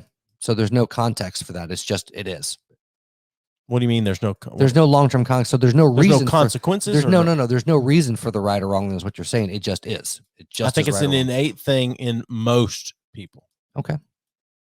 I think it is an innate thing in most people. I even think the cultures that, quote, give a pass on murder or killing people, I think that there's something in that human that doesn't feel right. It's just accepted. Okay, interesting. I have no science to base that on. Right. But I think that there is a feeling in there that this is wrong. I shouldn't do this. But it's accepted, so it's easier for them to put it out of their mind. That's interesting to me. That's fine. No, I'm not insulting. I'm an interesting guy. Yeah, no, I just said it's a very interesting way to look at it to me, because that's a lot of, for somebody that's very literal in a lot of areas, Mhm. right? And that's putting a lot of assumptions out Yeah, onto another multifaceted person. motherfucker. No, it's not multifaceted. It's just it's where it's convenient No, it's like, what's It is convenient convenient. about that? What What's was convenient about that? because it wraps everything up in a neat bow for the most part. If there's I see, and I don't feel that way. if there's an actual right and wrong for everything, then there's guidance to go by. It's not just the fucking Wild West. Like it's a very simple way to, not simple as far as like intelligently simple. I just mean it makes going through things a lot more simple if there's a right and there's a wrong. There's two options in every scenario. You might choose the wrong one, but there's two fucking options. Okay. You know, regardless of whatever, as opposed to saying, okay. Well, see, we haven't delved into the when things are wrong, how I think there are different what's the word? Levels. Yeah, I mean it's Shades. Sure, Gray. that's not what I'm trying to say. It's what I'm trying to say, but there's another word for it. Yeah. But yeah, there are Nuances, whatever. different parts of wrong. There are some things are wronger than others. That makes no sense. Some things are way worse. But that in of itself is a really watered down version of moral relativity. It's just a super like pussy out version to say, well, I don't want to say it's okay to murder people or have slaves, but there are some of that's worse than others. No. I think that they're wrong and they're wronger. That's what I'm saying. No. Yeah. It's not, but you just used two examples that I don't feel that way about. I know. Okay. Specifically for that reason. No, I mean, whatever. Do you feel like abortion is murder? I don't know. Okay. I don't have a thought one way or the other whether it's Do you murder. think it's wrong? And you said as a form of birth control, you think it's wrong, but is abortion wrong? As a form of birth control, I don't know if it's wrong. I don't like it as a form of birth control. But as far as right or wrong, I don't know. Is it taking a life? I think it is taking a life, but I also think killing a bug is taking a life, but I don't. It's an interesting thing. Okay. I don't know. I don't have an answer for you. I'll put it that way. So, when it comes to abortion, I feel like I can't make that decision because that's a woman's choice. No, I don't know. I don't like it being used as a form of abortion, but I'm not willing to say that that's wrong. Okay. Because I don't know. But is it murder? Is it, or not murder? I'm sorry. Is it is it taking a human life? At that particular situation, there's in some point during the pregnancy, yeah, and at some point, no. Okay. I don't know because I don't know enough about the science, right, or anatomy or biology behind it. Well, I mean, a fetus in utero can feel pain, can react to stimuli, can at a do certain all those point, things. Sure, very like 12 weeks, very early on. Sure, but I mean that's why supposedly, mm-hmm. Second and third trimester abortions are not supposed to be being done. Yeah, 12 weeks that ends the first trimester. Yeah, but the whole reason getting into that is not necessarily put you on the spot, is like people say, okay, well, this guy did this, he could get the death penalty, right? And then it's like, oh, but you can't kill, but you can't kill the baby because it's a life, it's an innocent life. And it's like, and we've had that conversation. Well, that person's made decisions the baby hasn't done, blah blah blah. But then at the same time, it's like, well, you're not giving the fucking baby a chance. You're making that decision for him. It's like, but I mean, bottom line is you're fucking killing something. Period. Killing something, sure. Yeah. Whether it's a baby or whether it's whatever. But the thing is that is a much more hotly debated right or wrong type of thing. Euthanasia. Like, is that murder? Is that suicide? I mean, it's still taking a life without the other person's consent. And euthanasia is not taking a life without the other person's consent. Assisted suicide is not. Euthanasia is. Okay, yeah, you're right. But when you said euthanasia, I thought you meant assisted suicide. Right. Sorry. Yeah. My point is there's all these different ways that we in lives that we justified as being okay. I agree with that statement. Behind it. I agree with that statement. But again, it's that wrong and more wronger type of thing. But to me, it's one. In some situations, I believe that some things are more wrong than others. Yeah. I think that there is a. And my thing, I guess, approach. Where I'm coming from, let me explain myself better, and then I know we gotta go. No. I got schoolwork to do before midnight. I got fucking work in the morning, but me too. I forget it's Wednesday. So my point being with all of that shit is in all of those scenarios, right? The end result's the same. A life is gone. Somebody's dead. What the fuck ever. The only thing that makes it right or wrong to us is the justification of how it got there. Okay. But the action is still taking a life. Okay. Yeah. But that's what I'm saying is where we use our moral relativity to decide which one of those is an acceptable way to take a life and which one is an unacceptable way to take a life, which to me is stupid because you're fucking doing so it's either taking life as right, taking life as wrong. If that's what you're coming down to with morality, anything outside of those two options is you're throwing in some moral relativity there. Okay. And you're just not willing to go to the extreme to say it doesn't matter. That's my point. Okay. Yeah. I get your point. Yeah. I got your point a long time ago. Yeah. I just disagree. I don't know how. I mean, I understand. I understand you don't know how, but I don't know how you don't feel the way I feel about it. Right. I don't know how anyone does it. Yeah. Well, sociopath. So. Is what it is. All right. That's the worst term ever. God damn it. I'm tired. Let's agree to disagree. Let's just agree to fucking. I hate that. Let's term. just quit this podcast and never do this again. I hate this term. Happy Valentine's Day. Happy Valentine's Day, everybody. Fucking whatever. Bye.